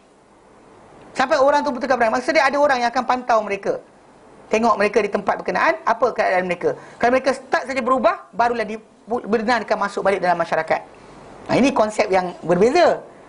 Yang kita kata berbeza dengan tajuk macam apa sistem yang kita ada sekarang, 3 tahun, 5 tahun, 10 tahun, 4 tahun sebagainya. Yang mana dalam hukuman dia itu tak dipantau berkenaan dengan adakah orang itu telah bertaubat ataupun tidak. Yang kita kata benda tadi boleh dipantau dari segi kehidupan dia, harian dia. Untuk tempoh berapa lama dia akan kekal dengan satu keadaan dan sebagainya, perhatikan. Mana dengan kita kan ada CCTV banyak. So pantaulah. Kan nak pantau, sangat pantau. Penyelayan tadi. Ni orang lain boleh dia pantau. Penyelayan tu biarkan. Jadi konsep dia bukan tempoh. Tempoh itu bukan ukuran dia. Bahkan ukuran dia sebenar adalah mereka telah berhenti dari perangai berkenaan dan bertukar kelakuan tingkah laku mereka, barulah mereka dilepaskan semula. Ihtiyatan fi amnin nas, bagi berjaga-jaga, bagi memelihara terhadap keamanan orang ramai. So that orang ramai akan terjamin keselamatan mereka. Pasal orang ini adalah penjenayah. Untuk lepaskan mereka semula masyarakat, pastikan mereka telah berubah perangai. Memang kita kata bila benda tersebut dipastikan, maka tak ada masalah lah. Ni yang sering berlaku dalam konteks 5 tahun, 4 tahun, 3 tahun penjara tadi. Penjenayah itu masuk balik, dia masih lagi tak berubah pun. Masih lagi, betul tak? Depan mencuri, dia mencuri balik. Kan, lepas curi, dia mencuri balik. Lepas curi, dia mencuri balik. Lepas bunuh, dia ada lagi. Memang kita kata bahkan cycle tu berpusing balik. Mana makan kadang-kadang kita kata tak pernah berhenti. Punca dia sebab apa? Sebab tidak adanya apa tajuk asal kita kurung orang tu bukan kerana kita nak, tapi kerana apa? Menjaga hak orang ramai. Hak harta orang ramai, hak keselamatan orang ramai. Pasal gumpulan yang merompak ini, dia mendatangkan kepada orang ramai apa? Keturunan. Nanti kalau kita kata orang ramai mewujudkan pula kumpulan militan lawan dengan perompak tadi, kita marah pula. Faham tak? So konsep dia memang kita tak nak. Jadi masa itu kerajaan yang kena ambil tindakan, bukannya orang awam. So kadang-kadang katakan kalau sepetang ada mafia, so kerajaan kena buat kerja. Jangan suruh ustaz pula bawa parang pergi sana. Dia tengarut nama dia. Faham tak? Jadi al-aslu fi ma sabaq, dan asal pada hukum yang kita bincangkan tadi, maksud dia orang tu membunuh, dibunuh. Ambil harta dan bunuh, akan dibunuh dan disalib. Digantung mayat dia untuk tempoh 3 hari. Kalau umum saja masalah juga. Orang kata berapa lama sampai kering ke? Tak. Bahkan macam kita sebutkan dan disebut dalam mazhab Syafi'i, dikafankan, dimandikan, dikafankan, disemayangkan kalau dia orang yang Muslim. Lepas tu baru digantung mayat dia, untuk supaya menjadi peringatan pada orang lain. Tapi digantung 3 hari saja, ataupun kurang dari 3 hari kalau mayat dia mula berubah. Kapan macam nak gantung Gantung boleh, ikat je. Ikat je. Mayat tu digantung, bukan mesti gantung macam tu. Sebenarnya pasal palang ni orang salah faham. Pasal kalau kita gantung tegak macam tu, kalau kita tak nak gantung tegak, kita letak macam ni, dia boleh ditinggalkan macam tu tau. Macam ni, kalau kita nak bagi kayu tu tegak, kita buat palang macam tu je, dia akan sandar. Kalau sebatang tak boleh, dia akan jatuh kiri kanan. So bila letak macam ni, dia akan lekat macam tu. Kan boleh sandar ke dinding kan. Ada satu yang ISIS buat. Dia letak macam tu. Dia letak macam tu, sandar ke dinding. So kalau dia kata orang tu Muslim, kita akan laksanakan kepada dia. Tapi lepas tu kita akan tanam juga. Takkan dibiarkan macam tu. Pasal kehormatan dia sebagai seorang Muslim, kita hormati. Tapi hukuman Allah Ta'ala suruh laksanakan, kita laksanakan. Kita tak akan tinggalkan pasal hanya kerana belas kasihan. So Allah Ta'ala suruh. Ini kita kata benda yang kita kata macam asasnya Nabi SAW. Seorang yang penyayang, seorang yang lembut, seorang yang sekian. Tapi bila Allah Ta'ala perintahkan, Nabi akan jadi tegas. Walaupun dia kata kalau Fatimah binti Muhammad mencuri, aku potong tangan dia. Even tu boleh bayar. Even tu kalau Nabi kata maafkanlah anak aku, orang akan maafkan. Tapi Nabi kata apa? Kalau mencuri, aku potong tangan dia. Dia pun anak aku sendiri. Jadi konsep dalam Islam ni, kita tidak ada syafaat dalam masalah pelaksanaan hukum Allah. Yang ini tajuk masalah yang saya ingat dulu, ada satu kumpulan pengkaji hudud datang ke Yaman. Dia sibuk cari bab ni. Boleh tak diampunkan? Pasal kita dalam masalah kerajaan Malaysia ni, kita ada agung ada hak mengampunkan. Agung, sultan ada hak mengampunkan. Keampunan boleh berikan. Kalau orang terpatut dihukum, agung boleh mencampur kat situ. Yang kes kalau dia kata anak agung buat ke sebagainya, boleh terlepas. Ini masalah dia. Yang kita kata benda ni kalau ikut Raja-Raja Melayu dahulu, pengampunan macam-macam ni lah Inggeris punya cara. Pengampunan itu boleh berjalan. Inggeris boleh, mana Ratu Elizabeth boleh mengampunkan penjenayah. Pardon, dia lepaskan. Mana dia daripada ratu dah akan lepaskan orang ramai, orang yang penjenayah. Ini bentuk tadi kita faham dari konsep contoh macam nanti kita bincang berkenaan bawah sikit, orang-orang contoh macam bekas perompak. Bekas perompak dia ada timbul tajuk. Kalau sekiranya dia orang tak dapat ditangkap ketiga tempoh tersebut dan mereka dapat dijumpai selepas daripada bertaubat, boleh dapat tahu mereka lah orangnya. Ketika tu akan timbul tajuk lain. Apa hak harta yang mereka dah ambil akan kena wajib pulangkan balik. Apa darah mereka tuntut, kena tuntut balik semula lah. Tetap berjalan hukuman macam biasa, tapi tidak akan dilaksanakan hukum-hukum tadi. Tanya, ada bunuh orang tak? Ada bunuh. Mati tak orang? Okay, dan orang tuntut darah, kena jalankan. Tuntutan jadi macam tuntutan bunuh biasa. Jika tidak, akan timbul tajuk masalah, mayat tidak akan digantung dan sebagainya. Jadi beza sikit. Pasal ini adalah hukuman. Pasal kumpulan perompak ni kita pandang, perompak bukan pencuri. Perompak bukannya kawan anda. Bukan macam perompak, awak apa khabar? Dia akan takutkan siapa saja. Dia akan rampas harta tanpa sebarang belas ihsan. Kalau contoh macam kes yang kat bank tu kan, dia tembak senaman patah. Kan lepas tu kita macam, kesian, dia pun ada anak bini dekat Indonesia. Takkan nak fikir macam tu. Kan what happen kepada orang yang mangsa tadi? Macam betul saya kata, zaman kita sekarang ni, dia ada masalah. Tahu tak sebab masalah apa? Kita suka tengok filem. Dalam filem yang Hollywood tunjukkan, penjenayah tu hero. Siapa ni? Italian Job. Siapa ni? Perompak, penyamun. Yang ini penyompak juga penyamun. Siapa hero? Ini. Siapa dia? Penyamun. Ini siapa? Penyamun. Ada kadang-kadang tu polis jahat, penyamun baik. Kan, beza dia. Okey, penyamun ni baik sebab dia tak bunuh orang. Penyamun tapi tak bunuh orang. Ini penyamun dan bunuh orang. So dia jahat. Faham tak? Ini idea disumbat tanpa orang sedar. Tanpa kita sedar, anak-anak kita tengok TV dan sebagainya kan, disumbatkan idea ini. Penjenayah tertekan. Dia idea ajar, tak perasan tau. Halus je. Penjenayah tu jahat sebab bapak dulu dera dia. Jadi tak peliklah dia perangai macam tu. So tak salah. Orang lain pun kena dera juga. Kan, mana ada semua orang, mana bapak kena, kalau nak yang 80-an 70-an punya bapak, mana ada sayang, janganlah buat. Mana ada, zaman sekarang ni je telah masuk dalam masyarakat kita ni, kaunseling lah, kaunselor dan sebagainya. Start kita tukar sistem. Zaman dulu bapak ni bukan cakap macam ni, nyampuk lah tengok. Nyampuk cakap tu. Mana ada, zaman sekarang je budak kecil kan, bapak cakap dia boleh ni balik. Mana ada. So konsep kita ni pasal kita dah mula tukar. Antara masuk jelas saya kata berkenaan dengan tajuk apa? Tajuk filem lah. Ditukar mindset orang ramai. So penjenayah tu baik bagus. Kan? Penjenayah tu bagus. Betul. Kan? Penjenayah tu bagus. Ini tu bagus. Penjaya tu bagus. Orang sokong daripada mula. Lari. Siapa tu? Perompak. Siapa tu? Pencuri. Kan? Dia tengok cerita James Bond. Kan James Bond kan? Bunuh orang suka-suka hati. Gila ke? Jumpa sini cium bini orang. Jumpa sini cium anak orang. Tak ada kerja lain. Dan okey je. Itu diajarkan. Tanpa kita kata James Bond kan. Bukan masalah tu lesson to kill. Amboi. Bagus je kau. Kan bunuh siapa saja kau nak. Boleh saja. Kan lepas tu cover up, tak ada masalah. Ini masalah ini kita kata idea yang salah. So in the end orang sibuk kata apa? Apa hak penjenayah? Dilupa apa hak mangsa. Bahkan ada saya jumpa seorang tu. Allah Taala dia mungkin bertaubat dah. Ketika mana Iraq dimasuki oleh Amerika Syarikat. Dan Amerika Syarikat buat apa yang Amerika Syarikat buat lah. Kan dia kata ni, dia kata apa? Salah Iraq lah. Siapa suruh tak kuat? Dia cakap yang tu. Saya kata dengan dia, kalau saya jumpa awak tepi jalan, saya lempang awak. Lepas tu saya kata, salah awak lah, siapa tak tahankan diri? Takkan itu ayat kita. Sometimes ada idea macam tu tau. Di sisi orang-orang barat, dia ada idea macam tu. Salah kerajaan dia lah, siapa tak suruh kuatkan tentera? Kalau kuat mungkin kerajaan Amerika tak masuk. Dia main macam tu. Dia tak tengok Amerika yang jahat. Dia salahkan kerajaan yang tak pertahankan diri sendiri. Ini ada idea budak-budak Malaysia ni tinggal di US. Dia macam tu idea kepala dia. Saya kata kalau saya jumpa awak tepi jalan, saya lempang, saya kata. Kemudian saya lempang, kemudian biar awak kata, asal lempang saya? Siapa suruh tak pertahankan diri? Kalau awak pertahankan diri, mungkin awak tak kena lempang saya.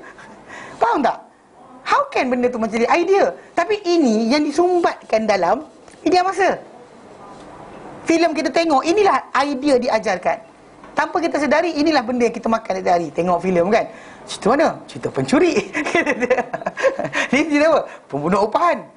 Daripada A sampai Z kita sokong bunuh umpahan tadi. Yang nak dibunuh, dia lepas kita terlepas, kita happy. Wah, lepas. Kan kita seronok dia lepas. Peliknya. Kita tak nampak jenayah yang dia buat pada manusia, orang zalim ni tak. Bila nampak dia dah makan dia jahat. Bila tak nak tunjukkan orang yang dizalimi tadi, okey, dia letak hero tu handsome.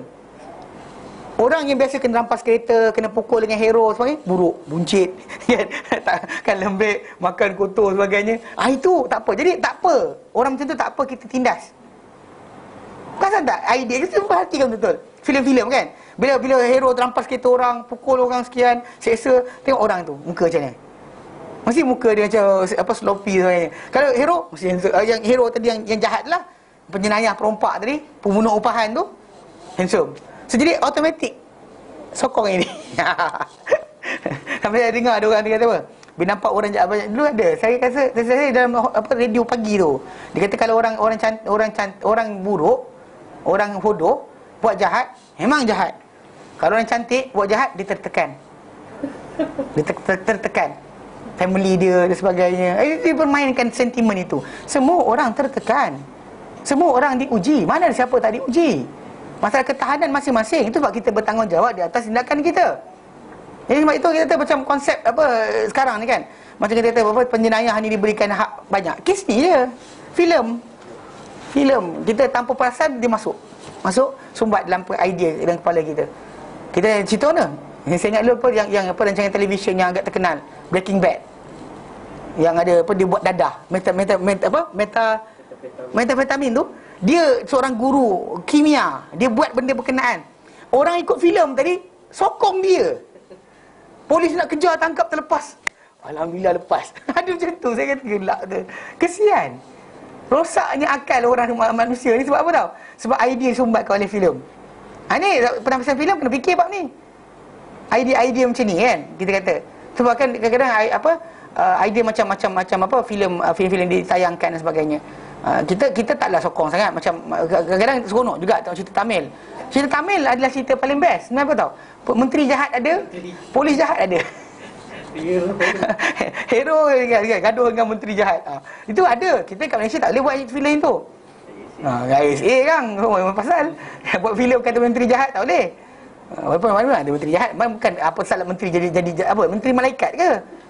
Mana dah pula kalau ustaz boleh jadi, kata ada ustaz apa sesat, menteri tak ada sesat. Kan ustaz sesat ada kan? Cerita guru Yahya dan sebagainya. Asal tak ada menteri sesat? Itu konsep dia kalau nak belajar tentang tajuk adil.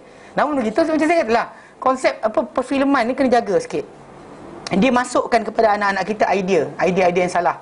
Antara termasuk tadi macam itulah Penjenayah itu yang kita sokong. A sampai Z. Lori. Betul sekali apa? Penjenayah. Yang dia apa? Pencuri. Emas yang dicuri. Tadi bukan dia punya pun. Semua sekali harta orang. Tapi tak ada. Kita kata dalam Islam lain. Kita hak kita katakanlah orang tu kafir sekalipun. Hak harta dia tetap terjaga. Tadi kita kata kerana dia kafir, tak apa kita curi harta dia. Tak ada sekali-kali yang Islam halalkan. Walaupun dia kafir. Walau dia minum arak. Walau dia berjudi. Walau dia berzina. Tapi hak harta dia tetap hak harta dia. Tak boleh kita kata kerana dia berzina boleh kita curi harta dia. Tak boleh. Kerana dia sombong boleh curi harta dia. Tak boleh. Tak boleh. Dan Islam pusing mana pun tak akan lepas. Macam Robin Hood punya idea kan. Robin Hood tak ada dalam Islam. Saya tahu apa tak cara macam penjenayah. Tapi dia buatlah penjenayah lagi teruk. Ni penjenayah. Tapi penjenayah lagi jahat. Dia buatlah sheriff tu sekian dan sebagainya. Dia buatlah Robin Hood tu handsome, takkan kacau orang. Dia ada idea macam tu tau. Cara mereka sumbatkan sentimen tu. Cuba letak Robin Hood muka hampir. Mesti orang awal-awal lagi tak sokong. Faham tak? Tu kenapa tajuk dia. Jadi konsep berkenaan perkara ni memang kita kata matlamat asal pengurungan penghukuman tadi, orang tu bunuh. Kalau dia membunuh, dibunuh. Kalau perompak ni tadi membunuh dan mencuri, rampas harta orang, membunuh dan mencuri harta, ambil rampas harta orang, dia akan dibunuh dan juga dia akan disalib, digantung mayat dia selama 3 hari. Ya, selama tak bau. Kalau berbau kita turunkan. Kemudian kalau dia mencuri tapi tak dibunuh, tak membunuh, curi je, ambil harta tapi tak bunuh, maka dia akan dipotong tangan secara bersilang. Tangan kanan, kaki kiri. Ataupun kalau dia buat sekali lagi, tangan kiri, kaki kanan, secara bersilang. Maksudnya dia tak sama dengan pencuri biasa. Pencuri biasa ambil harta orang tanpa pengetahuan ataupun dengan bukan kekerasan. Yang ini ambil dengan kekerasan. So once orang tersebut dah start saja, dia ambil baksin duit engkau. Ini kat pau kat sekolah lah biasa ni. Tu antara benda asal dia kat sekolah. Selagi tak kena, tak apalah. Kalau dia kena, berkuntau jatuh. Dia jatuh kan. Ada kes tu. Ada orang dia budak ni pergi sekolah agama ni.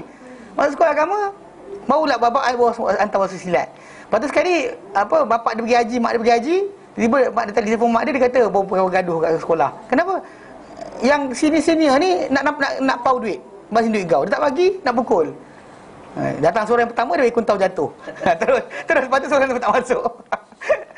Jadi konsep dia kata benda macam ni kan, dia merebak tau. Mana orang kata aku ada kekuatan, aku boleh buat, masalah. Pasal kita kena tahu bahawa orang lain ada hak. Macam jalan raya kan, samsing jalanan. Dia kata dia akan masuk kumpulan ketiga, 4. Dia tahu apa? Yang menakutkan jalan orang. Dia tak rampak, tak bunuh orang, tak rampas harta orang, tapi dia apa? Menggerunkan orang tentang perjalanan dia. Maka dia akan diusir ataupun ditahan atau dipenjarakan sehingga dia berubah perangai. Sehingga dia berubah perangai, maka dia lepaskan. Itu konsep yang bertukar. Kita kata kena ditukar benda berkenaan. Pasal kita kata benda tadi berikut pada kesalahan masing-masing. Okey, dia kata wal aslu fi ma sabaq. Asal pada apa yang kita lalu kita bincangkan, qauluhu ta'ala, firman Allah Ta'ala, innama jazaa'ul ladzina yuharibuna Allah wa rasulahu. Sesungguhnya balasan orang-orang yang memerangi Allah dan juga Rasulnya. Wa yas'auna fil ardi fasada, dan berusaha di muka bumi ini meluaskan di muka bumi ini kerosakan. Hukuman dia adalah ay yuqattalu, mereka ni akan dibunuh. Au yusallabu, ataupun mereka disalib. Au tuqatta aydihim wa arjuluhum, ataupun dipotong tangan-tangan mereka dan kaki mereka min khilaf, secara bersilang. Au yunfauna minal ardi, atau mereka diusir daripada bumi. Dzalika lahum khizyun, itu adalah untuk mereka khizyun fid dunya, sebagai kehinaan di dunia. Walahum fil akhirati adzabun azim, dan untuk mereka di hari akhirat ada azab yang besar, azab yang dahsyat. Al-Maidah 33. So ini arahan Allah. So konsep berkenaan kita kata nak terima ke tidak tadi, dah kembali kepada tajuk akidah. Ni macam saya terangkan, kita ada orang tanya, adakah tajuk masalah fiqhiyah termasuk masalah akidah? Dia kata ada, saya terangkan, saya kata dia nak bagi faham, saya kata memang ada benda-benda fiqhiyah orang langgar tak keluar agama. Contoh macam orang tu dia buat dosa kan, kita kata arak tu haram, dia langgar dan dia kena hukuman ke dan sebagainya, atau tak kena hukuman, dan dia tahu benda tu haram, cuma dia kata saya lemah, Saya weak, saya tak boleh buat apa, saya terpengaruh dengan dosa. Tapi orang macam ni tak terkeluar agama. Tapi kalau dia kata orang tu tolak hukum, dia keluar agama. Itu beza dia. Mana ini pasal kita tak boleh mempersoalkan. Mana tak dapat buat, kita mengakui salah. Tapi dalam masa sama, memang hukum fiqhiyah ni tadi, dia adalah tanda ketaatan kita pada Allah Ta'ala. Whenever Allah Ta'ala perintah kita satu perkara, kita patutnya kena dengar sami'na wa ata'na. Kami dengar, kami taat. Bukan kami dengar, kami engkar. Itu asas. Sebab itu, kita kata benda ni bukan kita nak, tapi Allah Ta'ala perintahkan. So whoever yang dalam keadaan memerintah, maka dia dipersoalkan Allah Ta'ala untuk laksanakan benda ni, bukan kita. Itu sebab kenapa nasihat agama kena ramai kan. Nanti insyaAllah, nanti tak lama lagi bila entah tarikh dia tak ingat, bulan November nanti Selangor akan buat satu seminar berkenaan tajuk hudud. Jadi kalau tak tahu, hari Khamis start daripada pagi sampai ke petang, dan pergi tidak tahu, letih tu kalau pergi sampai petang. Ada pun kelas ni. Okey. Tak tahu lah tengok macam mana. Tapi yang tu agak baguslah, seminar tentang hudud. Dia akan buat. Dia akan panggil salah seorang pembentang daripada kerajaan Brunei. Yang telah pun dilaksanakan kan. Jadi insya-Allah kalau dia kata nanti saya bagi maklumat. Kalau minggu depan kita datang, saya bagi maklumat tentang benda tu. Lupa ada dalam kertas. Saya tak bentak ni lagi. Mana kalau dia kata nak pergi tu, dia kena bagi tahu lah. Sultan turun sekali Perasmi tu Sultan turun rasmikan pagi. Jadi dia minta suruh bagi tahu nak pergi ke tidak. Macam mana? Jadi bagus benda tu. Dia panggil sampai pukul 4. So ada pembentang daripada Brunei, kita tak dengar juga apa benda cerita dia sebagainya. So konsep macam kita kata, benda ni adalah arahan Allah Ta'ala. It's not about us. It's about command from Allah. Macam mana kita solat, kena rukuk, kena sujud, tak tahu kenapa. Allah Ta'ala perintahkan kita buat. Macam tu juga masalah pelaksanaan hukum kepada penjenayah. Bukan kita yang nak. Dan bahkan effectiveness hukuman tadi tu bukan kerja kita untuk mempersoalkan. Dulu saya ingat dulu macam ketika sekolah dulu belajar sejarah, cikgu sejarah. Sampai sekarang saya ingat cikgu cakap apa. Dia buat satu dua ni. Dia kata hukum adat pepatih, hukum adat ketemenggungan. Kan? Hukum adat pepatih diambil daripada adat pepatih. Hukum adat temenggung ni diambil daripada hukum Islam. Kemudian bawah. Hukum adat pepatih lebih bersifat mendidik. Semuanya tu. Hukum adat ketemenggungan lebih bersifat menghukum. Seriously cakap macam tu. Saya macam gila kakak ni kan. Dia ngajar sejarah kan. Tadi saya nak ambil SPM. Saya waktu saya ambil SPM, saya ambil private. Jadi saya dah belajar suku agama 3 tahun. Saya kata apa hal kakak ni kan. Apa pasal cikgu ni kan, dia mengandung ngajar macam tu. Gila sebenarnya. Ayat wording macam tu, seolah macam Allah Ta'ala tak tahu. Allah Ta'ala tak tahu, kamu tahu. Mana boleh? Sedangkan terbaliknya, Allah tahu, kamu tak tahu. Mana yang patut, mana yang tak patut. Bila Allah Ta'ala suruh, ini bukan kerja kita untuk mempersoalkan. So tajuk kita adalah masalah apa? Melaksanakan. Tak mampu, dan kita kata tak mampu. Kenapa kita cari alasan kenapa tak mampu? Tapi untuk kata tak boleh buat, tak nak buat, tak boleh. Bagi alasan banyak, silakan. Nak laksanakan, kata tak boleh buat sebab orang kita ni banyak miskin, banyak sekian kan. Okey, terpulang. Give any reason kita nak. Macam kita tak boleh semayang diri, bagilah alasan kenapa tak boleh semayang diri. Dan semayang lah duduk. Dan namun nak tinggalkan langsung, tidak dilaksanakan, tidak. Kena cakap. Kenapa? So, jadi kita jadi kata ayat ini memang dilaksanakan, bukannya datang dengan bentuk kita punya option. Tak ada optional tau. Macam kita macam puasa kan, ada optional, tak ada. Macam tu juga masalah hukuman kepada penjenayah, yang memerangi ni. Dia kata tadi yuharibun Allah, maksud dia yukhalifuna amrahuma bil i'tida' ala khalqillah azza jalla. Memerangi Allah dan Rasulnya adalah dengan apa? Menyanggahi perintah mereka berdua, itu Allah Ta'ala dan Rasulnya. Bil i'tida', dengan apa? Pelampauan ala khalqillah, ke atas makhluk-makhluk Allah azza wa jalla.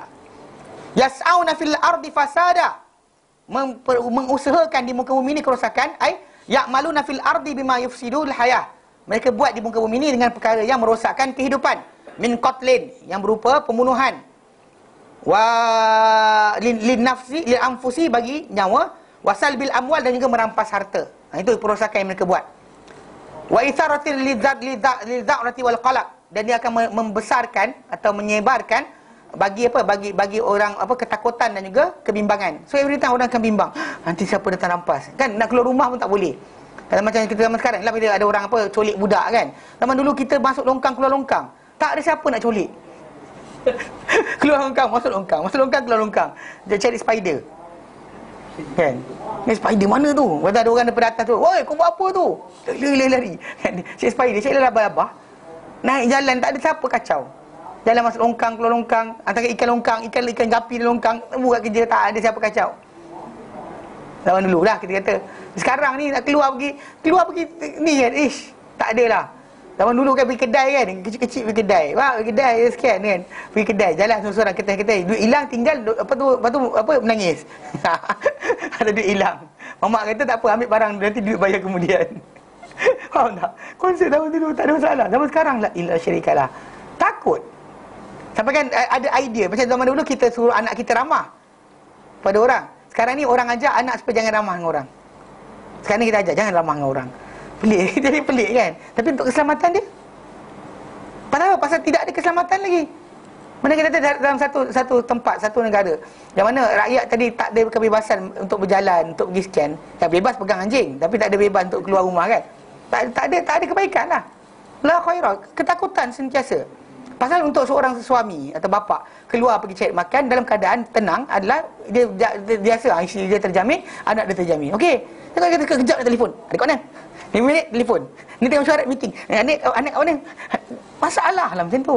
Rosaklah kehidupan. Kan? Kalau Perdana Menteri pun nak kena buat macam tu, telefon 3 minit. Anak kita kat mana? Kan? Bayangkan semua orang telefon 3-4 minit kena telefon rumah. Anak pergi mana? Kan jenuh. Kenapa tak ada keselamatan lagi? So kita kata benda tadi keselamatan, keamanan. Sebab Allah Ta'ala sebut pada orang-orang Quraisy. Kan bila Allah Ta'ala kata li'ila fi Quraisy, demi kebiasaan orang Quraisy. Ila fi mereka syita was saif. Yang kebiasaan mereka untuk rehlah, perjalanan syita musim sejuk dan musim panas. Pergi turun Yaman, pergi ke Syam. Maka dengan sebab demi kerana kebiasaan mereka yang Allah beri tadi, falyabudu rabb hadzal bait. Maka hendaklah mereka sembah Tuhan rumah ni, itu Baitullah tu. Alladzi at'amahum min ju', yang telah mengenyangkan mereka daripada kelaparan, beri makan mereka daripada kelaparan. Duduk tempat tandus tapi makanan sampai. Wa amanahum, hujung tu apa? Dan amankan mereka min khauf, daripada ketakutan. Ini adalah benda nikmat Allah Ta'ala yang kita kata kalau kita dah hilang, tak boleh patah balik dengan mudah. Tajuk dia tadi lah, kita senjata kita banyak mana pun, ada apa komando ramai, kadang dia kata tak boleh dikembalikan, tak guna. Tak boleh dikembalikan, tak guna. Bila start je masyarakat ni macam di US kan, benda macam ni, ketakutan. Keluar orang ada senjata, hantar anak pergi sekolah, tak tahu anak kena tembak kat sekolah. Seriously? Gila ke? Kan anak kita pergi sekolah kan, betul datang kawan tembak. Kawan tu boleh bawa senapang, tembak kawan kat sekolah. Siapa nak letak anak kat sekolah agak? Orang kat sana homeschooling dah biasa dah. Kita sekarang menuju ke arah yang sama. Bila keadaan tak aman, anak-anak sekarang ni dah start, orang banyak ibu bapa dah start homeschooling. Sekolah kat rumah aja, biar mak ajar. Tak payah ke sekolah. Kau nak belajar apa sains? Mak ajar. Kalau mak tak boleh ajar, mak pasang video. Kau belajar ni. Kan? Itu konsep dia sekarang berlaku. Sebab apa? Sebab suasana. Dan orang tu mula bila secluded daripada orang ramai, dia patah balik. Kan semuanya terasing, mula tak tengok orang dan sebagainya. Apa jadi? Kita akan mudah tertekan bila bersama orang ramai. Orang cakap sikit mula terasa. Kalau kita mula banyak berkawan, kita kurang terasa. Orang jadi kita tak ada sakit jiwa. Asyik terasa orang cakap dan sebagainya, sakit jiwa tau. So jadi masyarakat anda gila pula, ambil pisau tikam perut orang. Lagi masalah. Faham tak? Bayangkan itu kalau pada satu keluarga, 5 keluarga, satu kampung ada 5 keluarga macam tu. Kalau satu keluarga je macam tu, tak ada hal lagi. Kita ada kampung ni kan, ada 20 rumah, 100 rumah. Yang masalah satu je, it's okay. Tapi kalau 5 keluarga perangai macam tu, agak macam ni. Habislah. Tak adalah keamanan. Kan nak pergi petang-petang nak main layang, tak ada dah main layang dah. Kan main layang kalau nak sebagai spider tak ada dah. Tak ada dah. Semua rasa tak selamat. Ni bahaya. Ni kita kata kenapa pelaksanaan hukum itu Allah Ta'ala letakkan sertakan sekali dengan apa? Rahmat. Rahmat dia adalah orang ramai akan rasa aman. Semua akan rasa terbela. Everybody rasa terbela. Tak ada bila orang rampas harta je kita habislah nak buat macam mana. Kan? Kan? Tapi tak, ni terbela, akan dibela oleh kerajaan yang melaksanakan hukum Allah Ta'ala. Dengan kata dia tak ada pelaksanaan, tak ada masalah lah. Macam kita dulu ada orang yang datang nak curi kan. Dia pegang semua tong ni dia pegang sekali.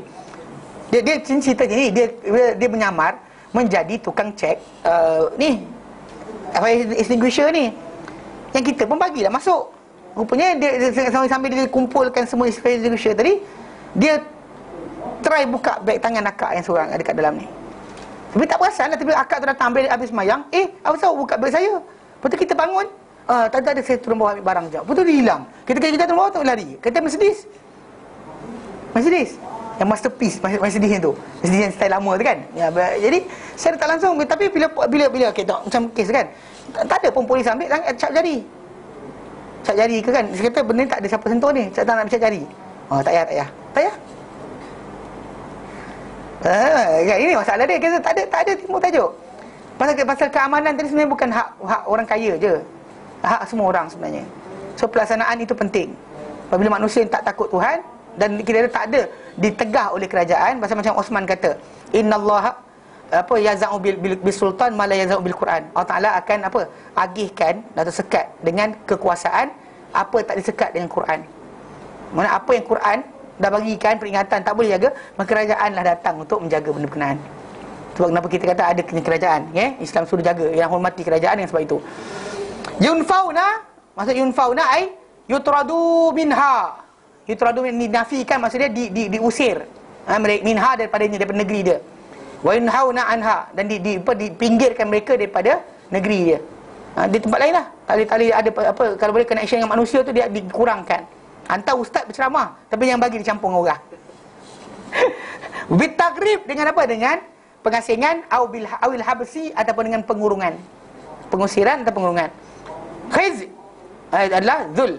Khizyun ada kehinaan, iaitu zul, kerendahan, fadihah, keaiban, wa ta'dib, dan juga sebagai apa? Sebagai untuk memberikan adab, untuk mengajar.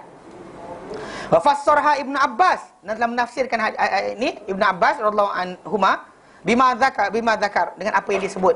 Kama rawahu Syafi'i, macam diriwayatkan Imam Syafi'i rahimahullahu taala fi musnadihi, dalam musnad beliau jilid 6 255. Dekat nota kaki tu tulis yang tu. Yang ni maksudnya itu yang datang daripada hukuman tersebut. Dan dia kata waman taba. Kita habiskan waman taba, dan sesiapa yang bertaubat. Ni kita sebut tadi kan, kalau sebelum bertaubat dapat tangkap dia, kita laksanakan hukum tadi. Apa dia buat? Bunuh balik. Kalau dia bunuh dan dapat harta, dan dibunuh dan juga digantung mayat dia. Kalau ni kata dia setakat rampas harta, dipotong tangan secara bersilang. Ini perompak kena ingat ni. Kalau Islam dilaksanakan, agak perompak ke? Perompak ke takut sangat ke Islam dilaksanakan ni? Kan? Kalau ni kata orang yang berharta, dia potong sokong. Amanlah duit dia. Seriously. Kan perompak kena potong tangan, tak adalah siapa datang nak rampas harta dia. Datang tengah malam bawa parang kan. Pecah rumah orang bawa parang kan. Letak parang kat sini. Dan sebagainya. Banyak orang yang kena macam tu. Kan bukan jadi kecil. Okey, kalau dia kata rampas harta saja tak bunuh, maka dia kena potong tangan secara bersilang, tangan dengan kaki, tangan kanan, kaki kiri. Okey. Kemudian kalau dia takutkan orang saja, tak buat apa-apa, maka akan diusir dia. Jadi dikata ini macam ditafsirkan oleh Ibnu Abbas radhiyallahu anhu dan diterangkan oleh Imam Syafi'i. Okey, bersambung. Wa man taba minhum, dan barang siapa yang bertaubat di kalangan mereka, qablal qudrati alaihi, sebelum mampu untuk didapatkan. Mana orang tak dapat tangkap dia. Okey? Dia taubat dah. Baru jumpa. Saqatat anhul hudud, gugur daripada dia hudud yang Allah letakkan dalam Quran tadi. Okey, maksud dia apa? Ai saqatat anhul uqubatus sabiqah, akan gugur daripada dia hukuman-hukuman yang telah lalu. Al mukhassasah bi qutta'ut tariq, al mukhtassah, yang dikhususkan untuk qutta'ut tariq, dengan perompak-perompak jalanan, orang-orang yang menyekat jalan. Kenapa? Liqaulihi ta'ala, kerana firman Allah Ta'ala lepas tu, lepas ayat tadi, ayat 33 ni 34. Allah nyatakan Al-Maidah, illal ladzina tabu min qabli an taqdiru alaihim, melainkan orang-orang yang bertaubat sebelum dari kamu mampu untuk dapatkan mereka. Fa'lamu annallaha ghafurur rahim, maka ketahuilah Allah Taala Maha Pengampun lagi Maha Penyayang. Maka kalau dia kata tak dapat tangkap ketika itu juga, mana dah mereka dah bertaubat baru jumpa, maka tak dilaksanakan benda tadi. Tapi apa? Tapi wa ukhidha bil huquq, tapi akan dihukum, diambil daripada dia ni hak-hak. Okey, maksud dia tengok lagi bawah dua.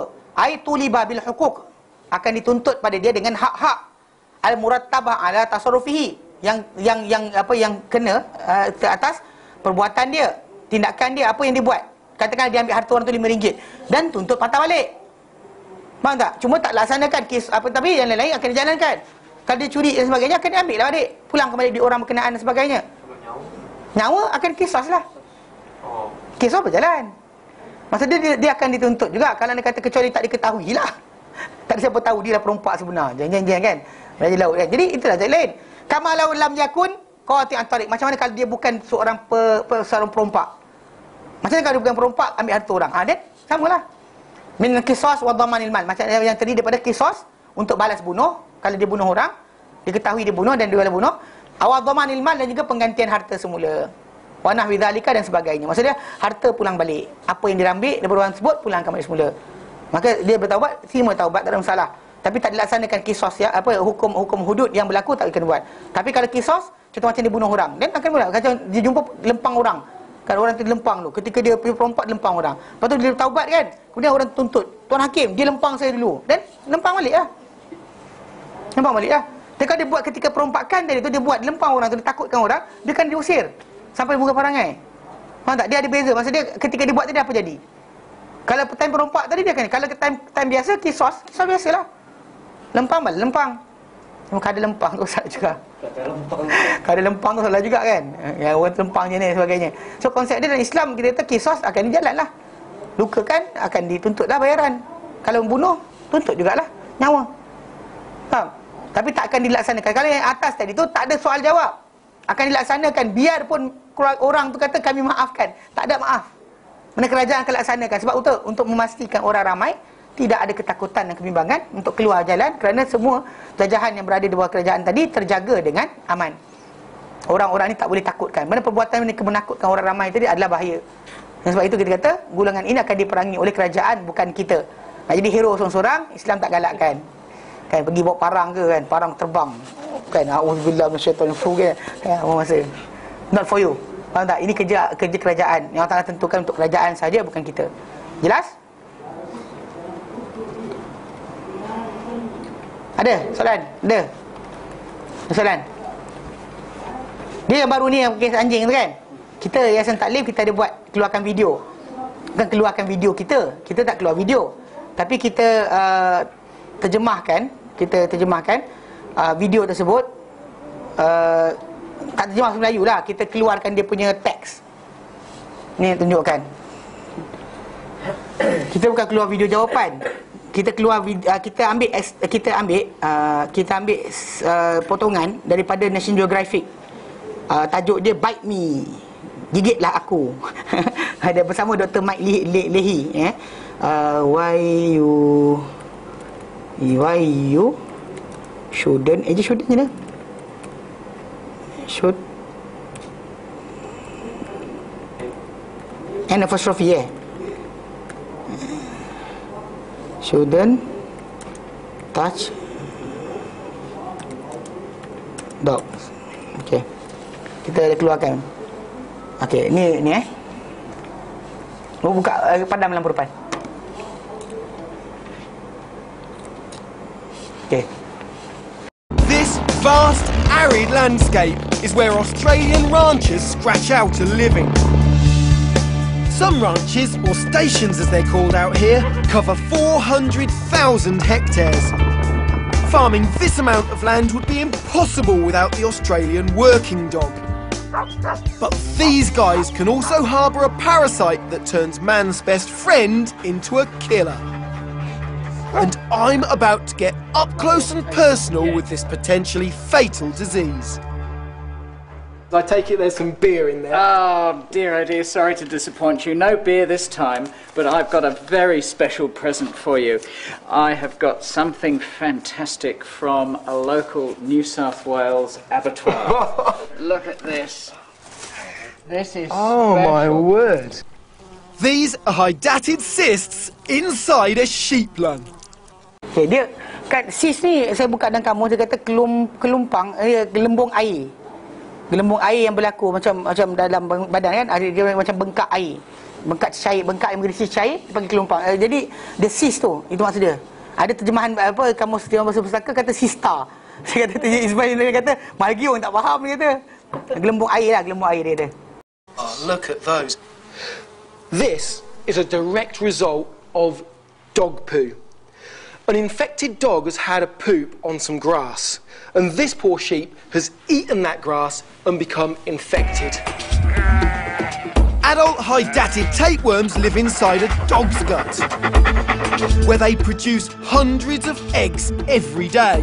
But these eggs can't mature inside the dog. Dia pasal anjing ni, cacing pita tu memang ada badan dia macam nyamuk Aedes lah. Dalam tu ada apa virus tu. Macam juga macam lalat, dia ada kuman taun dan sebagainya. Dia tak sakit. Anjing tak sakit. Jadi tapi cacing pita yang ada badan anjing tadi nak membiak dan sebagainya perlukan kepada cycle pergi kepada macam-macam apa ada blood flow yang kita bincangkan dahulu. Yang mana benda berkenaan kita kata apa? Macam apa dia nak lintas, dia kena nak membesar daripada badan manusia, air kencing, kemudian pergi pada siput. Dia ada cycle macam tu. Okey. Jadi macam ni dia kata apa tapi telur-telur cacing pita ni tak boleh membesar ataupun mature dalam matang dalam anjing. Inside the dog. The eggs must move to a herbivore to continue their life cycle. And the escape route's not pretty.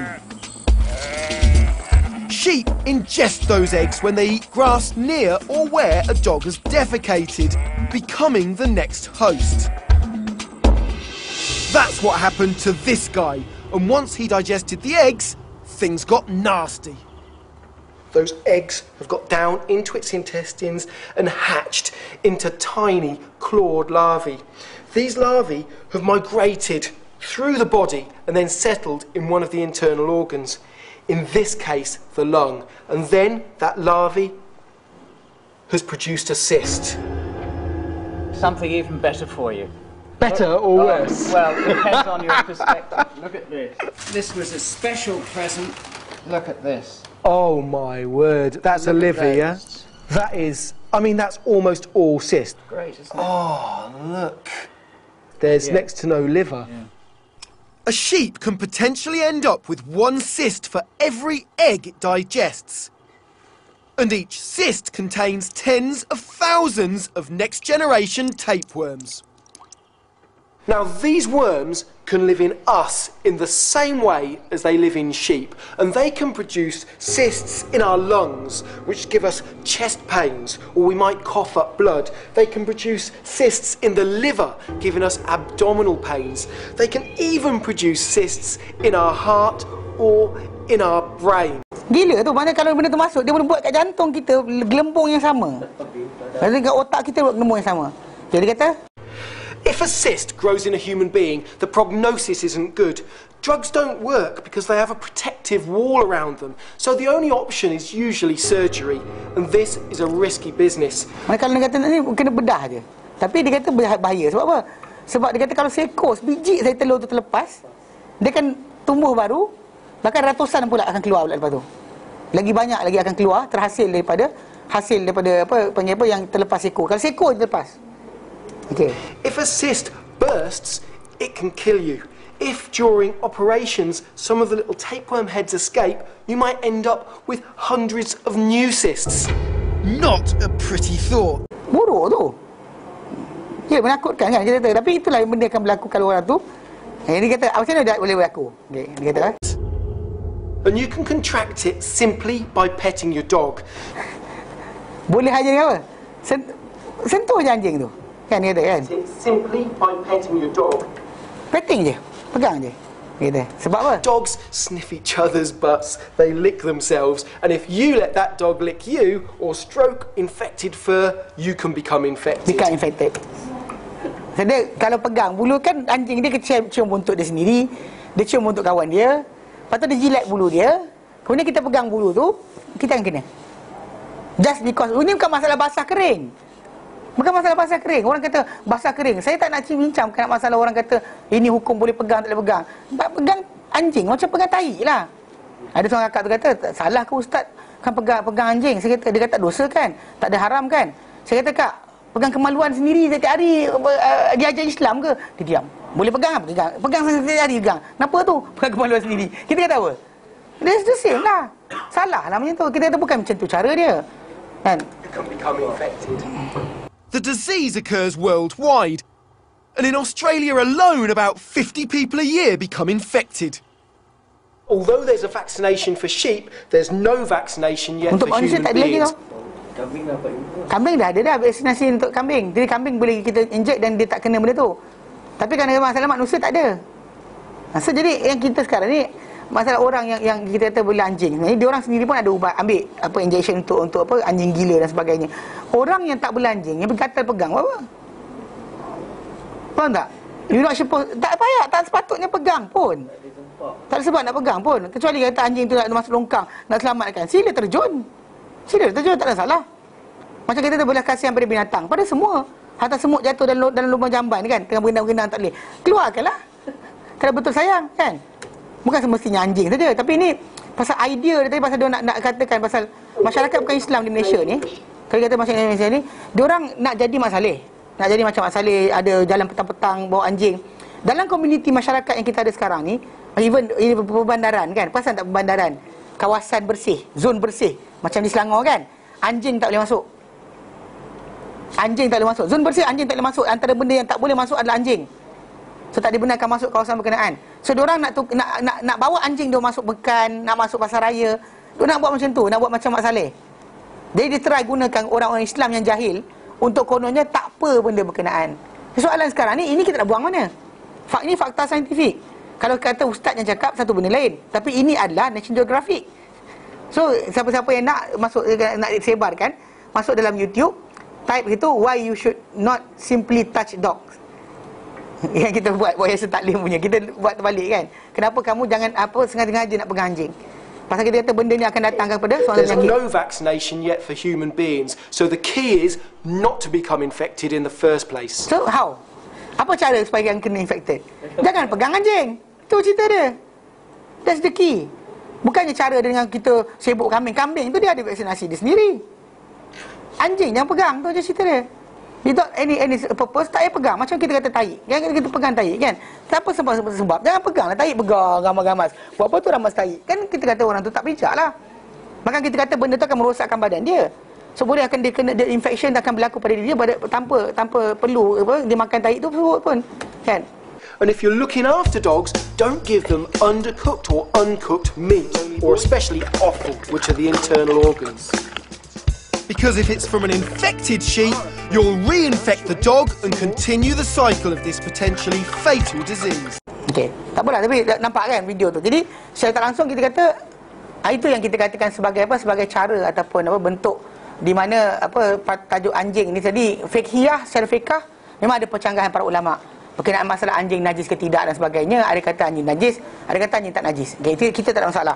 Tapi konsep sebenar adalah masalah kenapa buat upacara pegang. Kalau dia kata benda nak buat macam ni, baik ajar cara sembelih, cara Islam. Kenapa orang Islam buat penyembelihan? Kenapa tak buat upacara itu? Panggil orang Islam tengok, ajar mereka tengok kat mana kita sembelih. Kenapa binatang ni patut disembelih? Kenapa tak buat upacara macam tu? Kenapa kita pula kita kata kena gini? Ajarlah dia orang. Apa pasal Islam ada penyembelihan? Kenapa sembelih cara Islam ni yang betul? Itu yang patut diajarkan. Bukan kita ajar supaya kita nak dijadikan diri kita liberal daripada hukum hakam Islam. Bahkan bila video-video macam ni kita ada tayang kan, terkejut, orang terkejut. Banyak orang tak tahu kisah ni kan. Bila tunjukkan video macam bahayanya. Kan? Itu sebab kenapa kita kata para ulama punya haibah. Kita kata para ulama kita dan Islam ni ada haibah, ada kita panggil apa? Ada kemuliaan. Bila mereka letakkan hukum dan sebagainya, mereka teliti. Bukan setakat kita kata setakat ni. Mungkin mereka tak pernah sampai pada keputusan ini. Yang ini kita kata benda ni UKM, UPM dan sebagainya sepatutnya buat research. Zahirkan kepada masyarakat apa bahayanya berlaku kalau sentuh anjing dan sebagainya. Ini kita kata National Geographic buat, orang kafir yang buat. Muslim tak reti nak buat. Macam ni. Secara tak langsung kita kata inilah kita cari Islam sebenarnya. Islam itu dah sempurna. Apa patut kita buat, kita buat. Apa tak patut buat, jangan buat.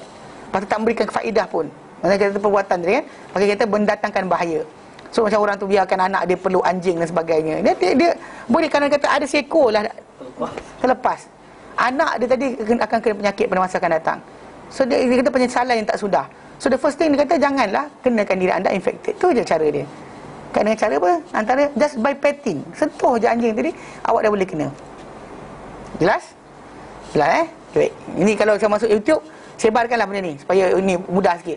Jenuh nak melawan-lawan tajuk fiqhiyah. Tajuk fiqh orang bukan faham pun dalil. Kita baca hadis pun dia bukan faham.